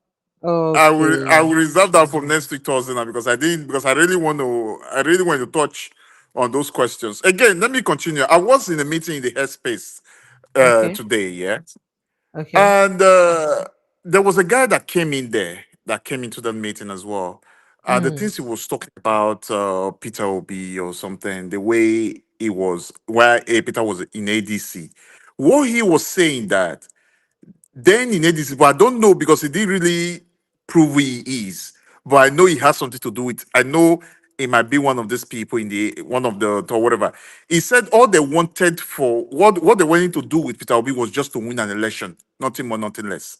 So which means, assuming they succeeded in using Peter Obi to win the election, Peter Obi would just be, it would be like a dummy there, like a spectator, as in it will have no use. That was Wait. what Are you ADC. saying that somebody called on a show and owned that?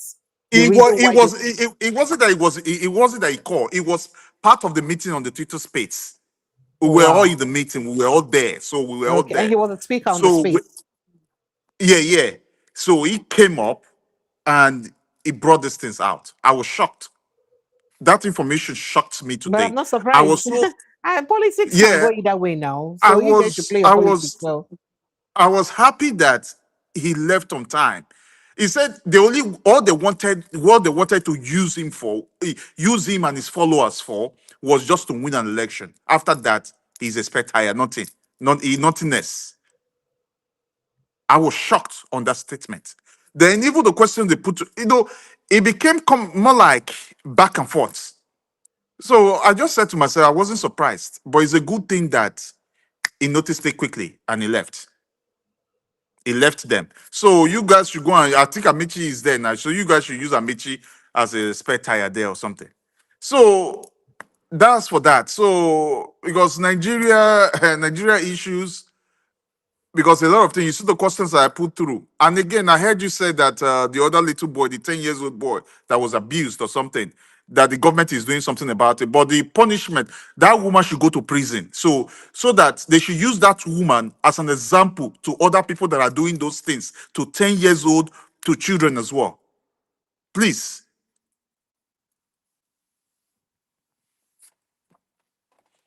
Okay, go ahead, sir. We can talk. Go ahead, sir. Welcome. Sorry, MC, 1 second. Go ahead. Okay, please. Yeah, okay, finish with the caller then.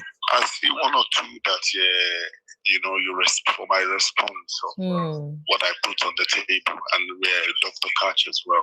Okay. You did something precious. You asked Dr. Katch if I throw a question to Obi regarding the electricity that he says he's going to do 10,000 megawatts, and it doesn't even analyze how it's going to come to that. Does he owe anybody that? That's what Dr. Katch said, that he doesn't owe anybody to explain how he will come about it. That's what Dr. Katch said. Can you imagine? Thank you. Okay. And do you hear what you just told me? You see, we are all learning. Because for the country to be good, see, it doesn't hold anybody. But hold on. Did President Bola Ahmed Tinubu tell Jonathan what APC would have done differently and how they would have achieved it? You want to put it like maybe I'm supporting Tinubu. No, that's what you're doing now. Oga, no camouflage. No camouflage. That's what you're doing. That's what you're doing. Don't camouflage. Let's understand ourselves. We know. No, that's what you're doing. That's what you're doing. You know that. Don't try to fudge it. We know. Please. We're not kids. We can see that. That's what you're doing. And that there's nothing wrong with that. I want you to understand. Sorry, sir. I want you to understand that there is nothing wrong with that. Everybody now. Because we are working in one goal.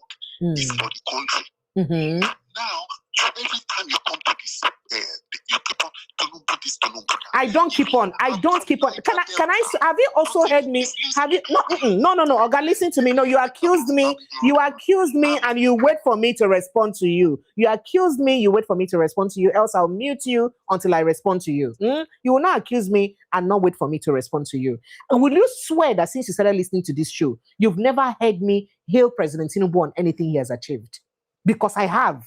Please, anybody who's here before, tell me. I have. There are things the president has done. And I say that if the president does well, I will come here and I'll say it. And I've said it before. So you cannot expect me that I know. I mean, you're not in Nigeria. You're not in Nigeria. I am in Nigeria. And I am feeling the pain of what the administration is doing. You don't expect me not to say the truth just so that it doesn't look like I do not support one person. No, now. You're being unfair to me. If you're talking, nobody can hear you anymore because I muted you so that you can hear me out. So it's better you just keep quiet a little bit so you can hear me out, sir. You understand?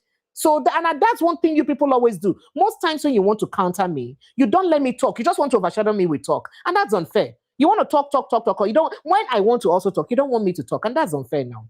It's a two-way. See the way I started listening to you from the beginning. And I kept quiet to hear you talk. You should also have the patience to also hear me talk if I have to respond to whatever accusation you've levied on me or laid on me. It's not good that you talk and you don't want me to also talk my own. You're not good like that. Now. Life no go balance like that. And no, I don't always accuse President Bola Ahmed Tinubu or criticize him. I don't. When he does something right, I say it. When I see that there's something he's doing that is telling on the lives of Nigerians, I say it. And your opinion, how you feel about that cannot stop me from saying the truth. I'm sorry. And I have not come here to tell you vote Peter Obi before. Please, did I ever say that? Tell me. Neither have I said vote Atiku Abubakar before. I've never. The only thing I have said is that I make comparison among three of them. And I said the only person that I see that have shown that he has conquered greed.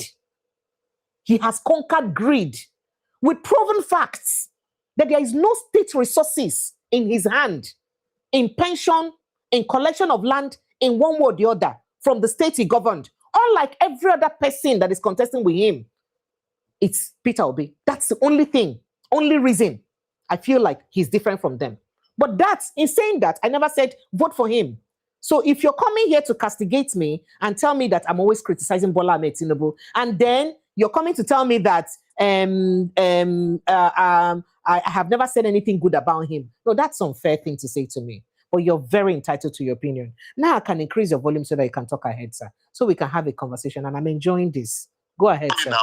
I can hear you now. Go ahead. It's now that I can hear you. Whatever you said before now, I can't hear you. You say that Peter Obi, they have not cut. He has keeping money, but ever since he has left, what is it called, the Anambra State? Yes. You see, Peter Obi is somebody. Is something I love him as a human, as a Nigerian. Yes, I love him because Anambra and Delta, they are very close. It's not apart from that. All my friends are Igbos. Yeah, I'm not doing any, what is it called? It doesn't matter if you're doing. It doesn't matter. Let's forget about that one. Let's not water the ground before the facts. Go straight to the point. I'm here. I can hear you.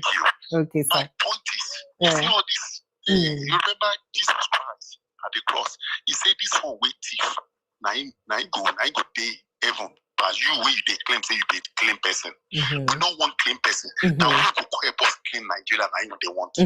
Now waiting a bloody carry come for 2015. They say never thief before, but now there's told Nigeria that. Buhari thief. Now you talk about no say Buhari thief. It's all about thief. Oh.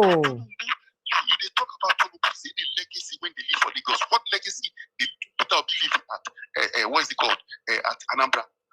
This guy come, Obi no come. There's no any plan. See, this guy now is building. He's building everywhere now. Fantastic. But how much of Lagos resources? How much of Lagos resources has entered Tinubu's pocket? You will listen to me. As you ask one question, I will ask you the other. How much of Lagos state resources? How much of Lagos state resources has entered Tinubu's pockets? Have you caught Peter Obi stealing anything? Can you claim? No, don't tell me legacy. Don't tell me legacy. Don't tell me legacy when you cannot claim that. No, you see, I will mute you again if you don't want to listen to me. I'll mute you again and you listen to me. Since you want us to be doing it like that. How much? Okay, I'll mute you so that you listen to me. Since you don't want to rest. You say you don't want to. So then they shalaye, my brother. Focus on your focus. You support Tinubu and you like the kind of person he is. And I totally agree with you. President Tinubu is a wonderful person. And nobody can hear you. If you're talking, nobody can hear you, my brother. If you're still talking, nobody can hear you. It's only me they can hear. So don't waste your time talking. Calm your temper so that you can hear me. Then later, I will increase your volume so that they can also hear you. But if you're talking now, nobody can hear you anymore. So you say, what legacy did he leave in Anambra State? Oh, wow, fantastic. Unfortunately, I'm not a Peter Obi supporter or his fan. So I can't even relate those legacies for you. But please, mention the legacy that Tinubu, what are those things he built himself in Lagos State? Please mention them. Don't tell me the one Ambode or don't tell me the one Ambode, Sonwolu or Fashola built. Tell me the one Tinubu himself built. Can you compare the governance and the legacy of Jakonde and that of Tinubu in a good conscience? In all sincere conscience, can you compare the legacy? Nobody can hear you, Sal. If you're still talking, you're just wasting your energy because it's only me they can hear. So in all good conscience, can you compare the legacy of Ambode, Fashola, the legacies of Jakonde and that of Tinubu in Lagos State? We can still till tomorrow. And guess what? Jakonde ruled for only 4 years, not even up to the 8 years of President Bola Ahmed Tinubu when he was governor of Lagos State. But till today, you can barely mention Lagos State without Jakonde because of the physical things that he did in Lagos State. Please name those physical things that President Tinubu did in Lagos. Don't tell me the people he left after did, though. The one he did. Don't tell me blueprints, please. Blueprints is not work. We're talking about what you did with the resources you had when you were in power. And what are those things? Please tell me how many properties that you can trace to Peter Obi that he took from Anambra State. He didn't steal. But tell me, can you also tell me that Tinubu does not have a single property of Lagos State, both the house where he lives in a Bodilon, both the places where his business are, that are not Lagos property under his name? Please tell me that. Please tell me. If you can, in good conscience, state that President Tinubu, you can beat your chest to say he never did anything, he never took Lagos resources to his own pockets. Please tell me that in that number. So would you rather prefer somebody who will give you blueprints and perhaps siphon most of the finances from the blueprint to somebody who would work with the little resources he has and save it for you? Which one would you prefer? Since you're coming to tell me you're not supporting one person, but so let's talk. Now I can increase the volume again. Why should I forgive him? Because he's weak. If Tinubu is talking, no go challenge Tinubu as a sitting president. So I should forgive him for what he did. I don't hold anything against President Tinubu. It's politics. So politician, now then they cause the insecurity. Is that not what you are saying now? That what? You want him to fight.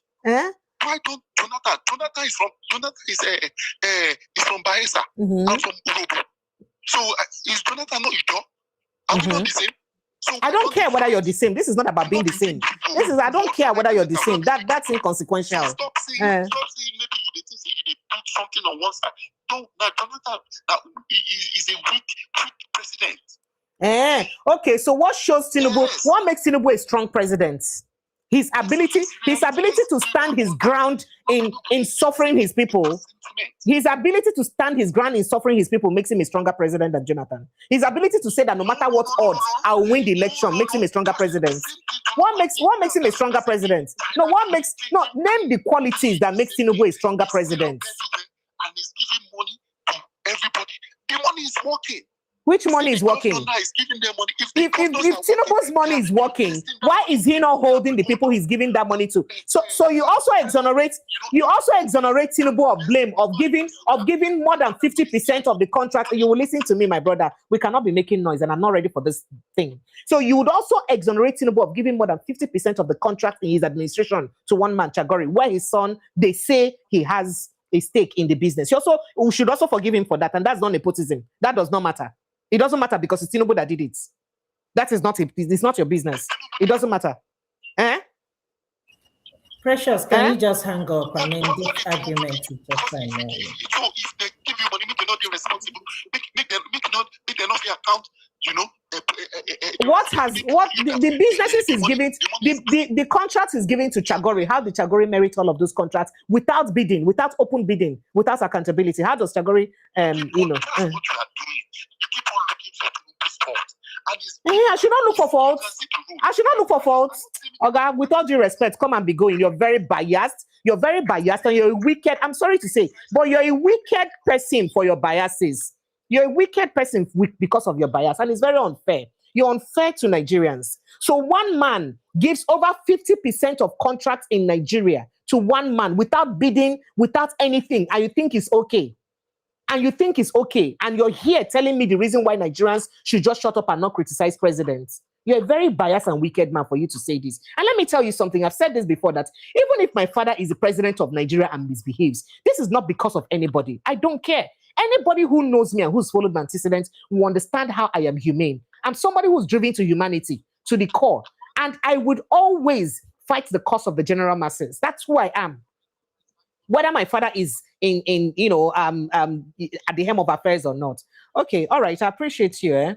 All right. Does anyone else have something to say so that Precious, I let you guys go? Yes, please. Precious, I will say the terms with that number. Yeah, these data boys of Tinubu, you can never convince them. Unfortunately, he cannot match me with They are facts. So core say as the a things he's saying. You bring out the things that the principal, our principal, so how do you tell me not to hold the president accountable for the things he's done in I the said country? this thing. So I should I've hold said my this father thing. from the grave accountable and not hold President You Tinubu hold on. accountable. And then, I'm sorry, sir, 1 second. And then you want to say that, oh, the things he did to Jonathan, that is political banter, that Jonathan was weak. So what makes Jonathan weak and what makes Tinubu strong? Is Tinubu's ability to say that he will remain in government irrespective and he'll win the election at all costs and not, having fair process like Jonathan had, is what makes him a stronger man than Jonathan? Or is it the records that people have complained about him that makes him a stronger person than Jonathan? Come on, can we just have good conscience in some of the things we're doing? I love President Bola Ahmed Tinubu. I do love him and I commend him when he does good, but his policies are strangulating Nigerians and we must tell ourselves the truth. Go ahead, my brother. Yeah, I've said to you, we got two type of them. We got the ones No, please don't address them. Just go ahead and talk about your own issue and leave any other person. Let me continue. It's I said, first of all, I'm it's equal all right. to the tax. It's okay. It's okay then. Let me first of all thank you for the other news you broke earlier regarding that little boy, the 10-year-old boy that was maltreated and everything. For me, I felt that the punishment that was given to that woman is still not enough. Not just taking the children away from her, taking our own children away from her. That punishment is still enough. That woman needs to go in for it, so that they will use that woman as an example to other women or men that do this, that do that kind of havoc or commit that kind of atrocity on children that don't even know anything that you're supposed to teach. So that's for that. Thank you. Just hold on the next one. Let me take this caller. Okay. Yeah. Good evening and welcome, sir. What's your name and where are you calling from? Yeah, good evening, Mr. President. This is Chikeze from Canada. Oh, hi, Chikeze. You're welcome. Go ahead, please. Yes. You see the data boy that just called, right? Can you just leave them alone, please? Unfortunately, he's not in the country. I would have preferred him to come back to the country and enjoy the goodness of President Bola Ahmed Tinubu. In fact, there is nothing anybody will tell me now if they don't come back and enjoy this goodness together with us. Let's enjoy the wonderfulness of Tinubu. But just go ahead. Go ahead and make a contribution, please. Kind of people that are the reason why some leaders misbehave, or most leaders misbehave.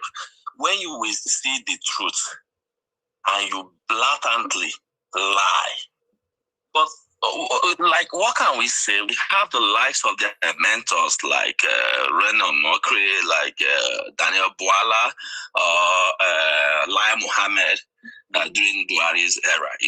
People that are looking in the face and not blinking an eye, right?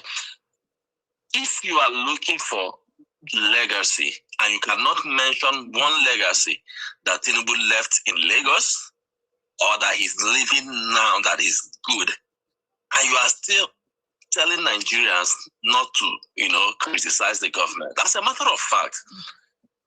There is something that I want people to understand. Criticism of any government is actually good it keeps government on its toes to work.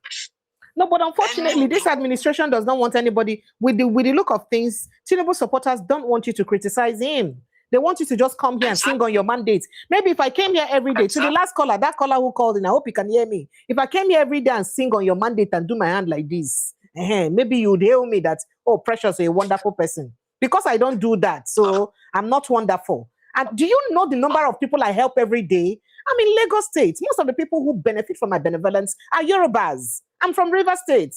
I am not going to my village in River State to give those benevolences. I'm doing it in Lagos State. So if people are saying that if the country was good, it would. President Tinubu benefited from good education in this country. And as somebody who has come to take charge, he has the responsibility and moral right to ensure that he also gives us that same thing he enjoyed. Why is he not doing it? Why is he not doing it? I beg, make we not even they talk go far. Go ahead, my brother. But he does not have the moral fortitude for anything. Someone that was convicted for drug peddling in Chicago. I don't know about any conviction, my brother. Of course, it's in public domain. It's not something that is negotiable. Of course, if it didn't happen, we won't be hearing that FBI should not release its records, that it will do irreparable damage. That's from their own mouths, not from me, right? So what is that can do irreparable damage to him, right? So the thing is this, like Peter Obi said during that interview we refer to be to put every of his steps in the marketplace, and they are not. And those steps will still be criticized, I bet you. Of course, and they are not demanding the same. How many times have you talked about Atiku Abubakar? How many times have you heard them talk about Donald Duke? How many times have you heard them talk about Jay Makinde? Or even the log of food that is in Aso Rock that is doing nothing, right? Nobody's interested in that. They are all interested in Peter Obi. Now, tell me, where in the world, anywhere in the world, have you seen a politician tell you, I am going to do this, and he now says, this is the steps that I'm going to use to do this? No, they tell you what they're going to do. When they get in there, you now hold them accountable for either doing the thing or not doing the thing. Now, let me give you an example. Donald Trump campaigned during his first tenure. He said, I'm going to build a wall. I'm going to stop immigration from so many countries, right? Did you tell anybody how he's going to do it? Did he tell anybody how he's going to do the procurement for building a wall? Did he tell anybody where he's going to start to build a wall? You see, for Peter Obi or for... When Tinubu said he was going to remove subsidy before he came in, did he tell us he was going to announce it on his inauguration day? It's the same thing. They will not tell you that. They will not tell you that, right? They will not tell you that because it's Tinubu, he can do and undo, right?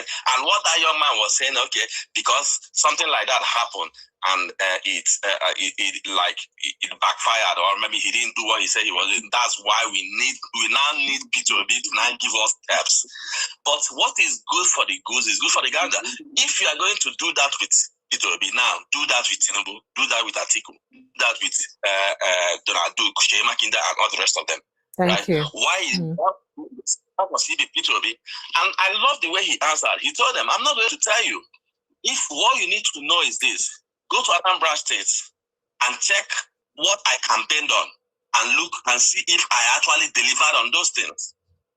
If I delivered on those things, that means what I'm saying now, I'm going to deliver on it.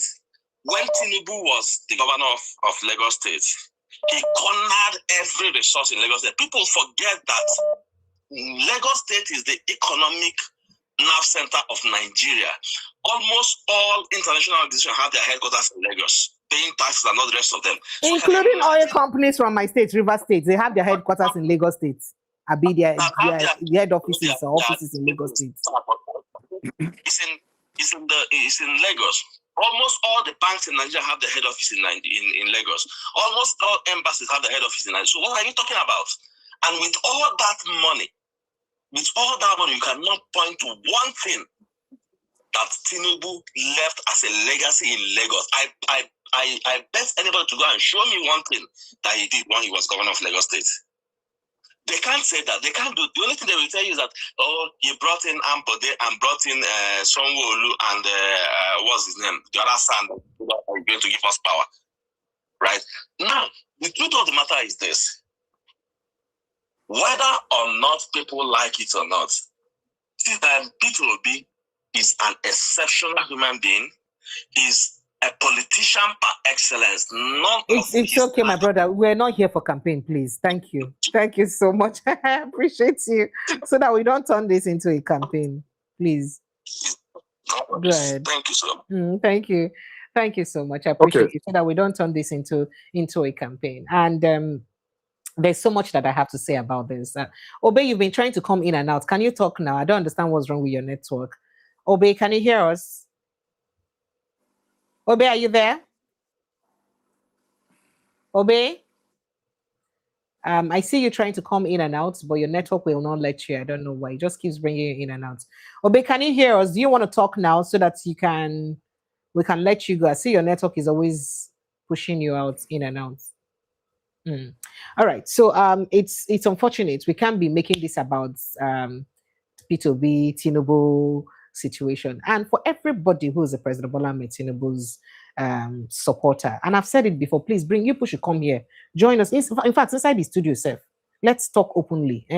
Let's campaign based on practical works that the person. Don't tell me what Fashola and Ambody did. Those people deserve their own accolade. Please, they're human beings. They deserve their own, to take their own accolades, not to credit their work to President Tinubu. No.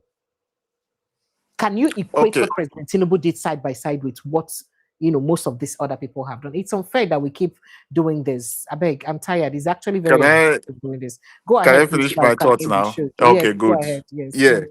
So the second point I wanted to also touch about, it was about the living in bondage reply to Peter Obi. I took my time. I tried to read through some of those lines and see everything, try to study what the ones I could bring out. For me, I feel that letter was a denier.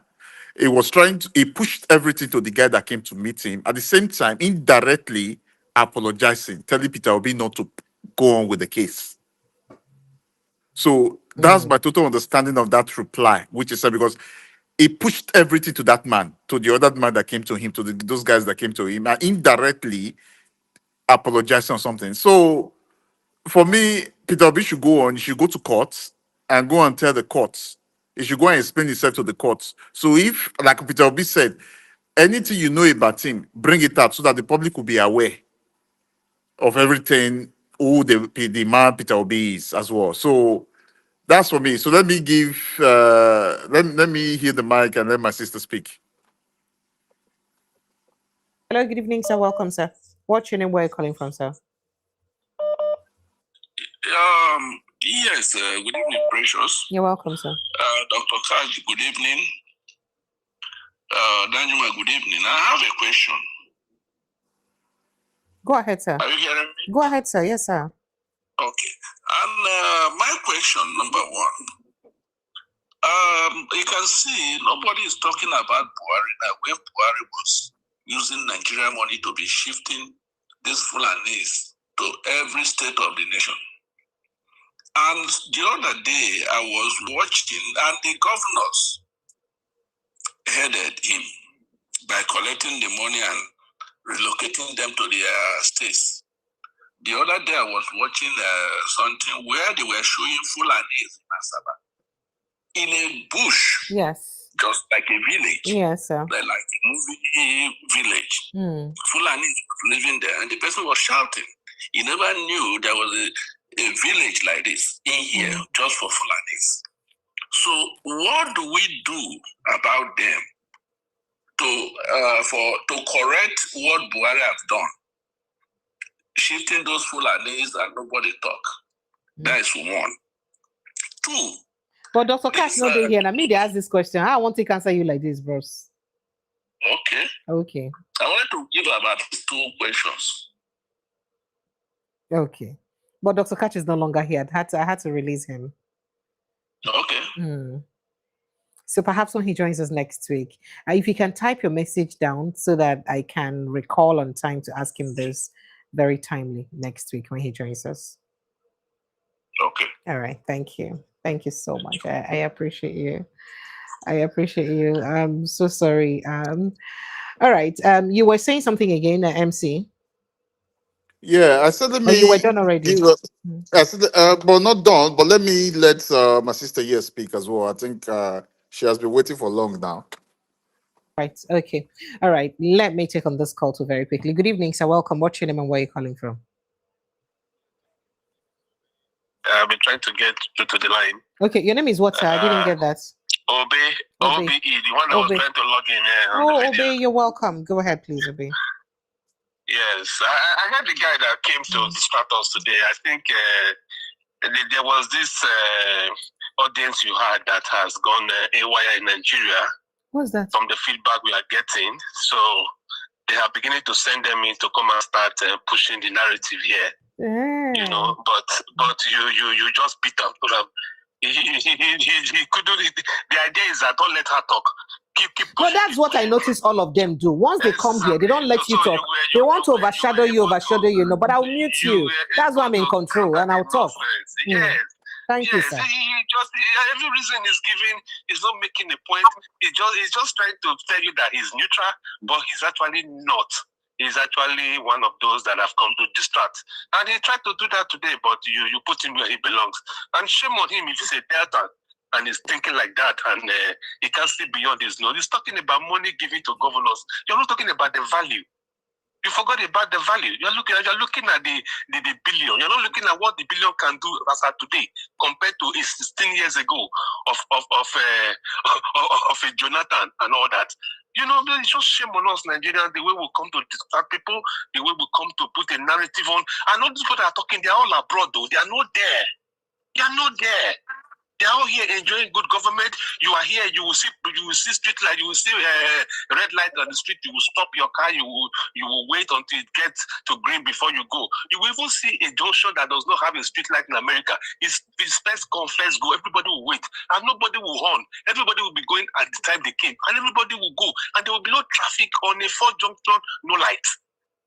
Because we all follow the rules. But then we get back there home, they see nothing that is happening, they are beginning to think, you blame the governor, you blame this, you blame that. They forgot that the system is actually centered. The center is actually too strong for that country to actually move on. That is why we're suffering today. Thank you very much. You really did a good job for him. Shame on him as a Delta. He's actually a Delta. Have come to distract us today. You did No, but he has the right. He has the right. He has the right to support whom he wants to support. He was just sarcastic, and he was trying to press on the issues. Everything will be. They don't even talk about that article. The strongest man in Nigeria. They don't talk about Obi. Let be their problem. Where will they come for them, sir? We will see how this election will go by the grace of God. They're not going to fail this time around. And if they don't fail, we're going to take it by force. Thank you so much. I appreciate it. All right, guys. If you do have something to say before I pack my load and go, it's past 2 a.m. here. Ify, you want to say something? Is she there? Okay, all right. Okay, so MC, I take it that you're fine now, right? Yeah, too many messages I can't thank respond you. to. Too many messages I can't respond to. I'm so sorry if I can't respond to your message. They are really very overwhelming. But to that person who gifted us $50 super chats, thank you so much. You are amazing. You're amazing. Anthony Johnson B75.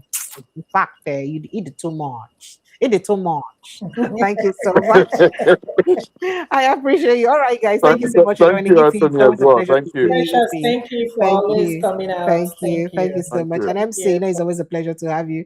T.Y. Danjuma had to run away for his mental health, and I totally understand. It's not easy. You have to protect your mental health. I love you guys and I appreciate you. And I want us to understand something, irrespective of whom we support and who we want for president. Let's be frank to ourselves. That question we Buhari asked Nigerians for 2014. Now, waiting, I go ask on our life today, it better pass the way we've been doing in the past. Ask yourself that truth. The value of the money you have today, is it the same? Can it do the same thing that it was doing in the past? And who do you think should be held responsible for that? Whether or not governors get money should not affect my pockets. It should come from the person who makes the order or who caused my money to be devalued. So please, let's not insult the sensibility of Nigerians by trying to remove the blame from the person at the top of our hem of affairs and put it on someone else. It's in fact, it's like you're gaslighting Nigerians when you do that. It's very unfair because it is not the governors that made those rules. And if you think you're giving the governors so much money, then hold them responsible by yourself. Tell them, I'm not going to give them this money again. No, if remove some part of the allocation you give them and use it to do work that will better the lots of Nigerians. I don't want to talk about things that's going on in this administration. This same administration that is hard for us to fight corruption. Till now, we don't know anything about better I do and the money about better I do and the take go. And whatever happened in that circle, we can't tell. This same administration, oh, come on, please. We cannot say that things are hard and Nigerians should endure. Oh, please endure and tolerate the difficulty. Oh, as I'm talking, people are dashing me money. Thank you so much. Thank you. I say it. AK7881, I appreciate you. Thank you so much. So we cannot say that Nigeria is hard and things are hard for Nigerians. And you as a president, we're seeing you living rich life. How about now? They're good now. Show us that you consider our plight. Show us that you feel our pain by also minimizing on your cost of government. The only people enjoying this administration are mostly people tied to the government. And it's unfair. And then you come and tell us, and for those of you that are abroad that are telling us to endure, please come back here. Come back here and enjoy it with us. We should not criticize president. I will not. Come back. Sit down here. I'm going to see you every day. Maybe you follow. We're not doing this because we hate President Bola Ahmed Tinubu. We're not doing that. We're doing it because we want the good of all of us. There are people like him who enjoyed this country at its fullest, who enjoyed good health care. How can you govern a state and preside over a country that you cannot even receive health care in the country you preside over? Is it a good thing? That Tinubu, that Buhari did it and went away with it, does it mean that you should also do it?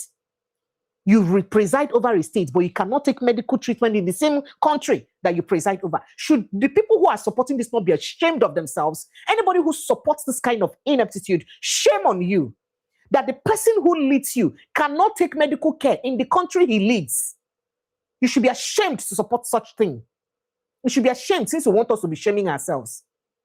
The person who leads you leaves the light he promised you and gives himself solar in the Asoro. Shame on you for supporting that. Shame on you. And you don't want me to call that out? You don't want me to call that out? Is it fair? People, they even struggle to still put the same solar where they put for Asoro for their own place. And now they hear say they won't begin tax solar people. Is it good? And you expect Nigerians not to talk. See the poor copper that I played her video. She was sobbing. I can imagine how much that girl has given up in life. How can the money you have not have value? And you expect Nigerians not to talk? Just today, they're saying that the currency of Nigeria is almost going down the line of the currency of Zimbabwe. Once one of the highest currencies in Africa, becoming about the least currency in Africa. We know how much Nigerians, they travel to Cotonou, and how much money did they carry come when they travel to Cotonou, because if they buy enough things. Right now, the currency there, CFAs don't big pass our money. And you think it's something we should be proud of and we should not complain. And people are complaining and you're telling people to shut up and you're coming to gaslight people in comment section. Shame on you. Now, I think it's time that Nigerians held their office holders accountable. If anybody is ruling you without ensuring that their children go to the same schools that you go to, the same public universities, then they are not worthy to be your leaders. If anybody wants to rule you and they cannot take medical treatment from the same hospital that you take medical treatment, they shouldn't be worthy to rule you. Let it start that way. If they cannot pass on the same road where you pass, then they shouldn't be worthy to rule you. Let's start it like that. It is unfair to do this to Nigerians, and you expect them not to complain. And people are actually supporting this. Do you even know what you're doing? Nigerian Medical Associations, they cry only 55,000 active doctors for the whole of the country. For over 220 million Nigerians, 55,000 active doctors. Why? Because of poor remuneration, poor working condition. You pay a medical doctor about 200 pounds equivalent or 300 pounds in a month, and then politicians, you increase their money anyhow, and they get alawi anyhow. And it is only the president that can change that. It is not me. No governor has the power to change that. The governors who have the power are doing their best. After all, the president put minimum wage at 70,000 naira, which was very difficult for them to do. It took a lot of negotiation to do that. But we had governors who even increased minimum wage to 180 in their various states. But that again cannot still, go feel equate them to waiting the rest of the people that they suffer. It's unfair to want to say that nobody should blame President Tinubu. He blamed Jonathan for everything that happened in the country under Jonathan. And Jonathan took responsibility. So please allow the president to take responsibility for the things going on in the country and stop coming here like sese flies to make unnecessary case where there is no case. No. If the president does good, we'll clap for him. We'll clap for him. If he does good, we'll clap for him. So if he doesn't do well, we'll also say that he's not doing well.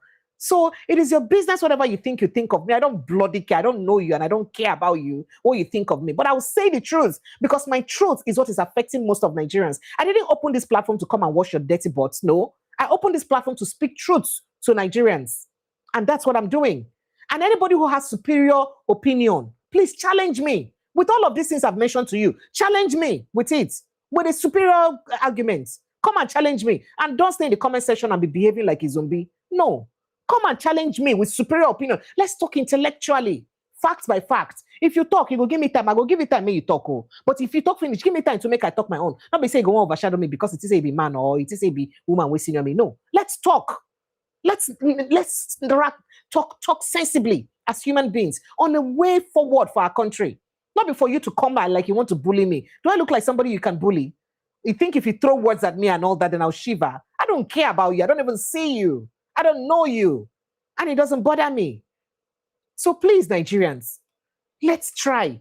Know that whatever we're fighting for, it is not whether we're fighting for Yoruba House or Igbo. We're fighting for a common cause of Nigerianness. Because no matter what happens today, no, in fact, don't be surprised. People from other tribes are even suffering from the economic situation of this president than most people from other the people you think you're doing. I am not, see, I can still manage and put my head above water in this country. But I know people who can't. I know people who are calling me for help every single day. If the country were good, I would not be spending my money to help people. You're in a country where you are, and you cannot come back here and stay and enjoy the good things. And then you're coming here to come and gaslight me. Shame on you for supporting evil. Shame on you. And I said it and say it again. Shame on you if you support evil. Shame on you. Oh, you supported Jonathan should do this. Jonathan should take responsibility. But it's time for Tinubu to take responsibility. All of a sudden, you think he shouldn't take responsibility. Shame on you. You support that the doctor should be paid poorly, be in a miserable work environment, but the president and the senators and your governors should go to other countries to take medical care, where their people are better paid. Shame on you. May I not wish you the same thing that people are going through? Because it takes only the devil to think that way that you're thinking. I beg, I love you guys all the same anyway. And I appreciate your thoughts and your contributions. Thank you so much for always being there on the show. Thank you for your contributions. Please, let's understand that we all must come together to work for the common good of our nation and stop this silly, sheepish supporting. Because if anybody does bad, I will call the person out. God bless you. Good night. I love you.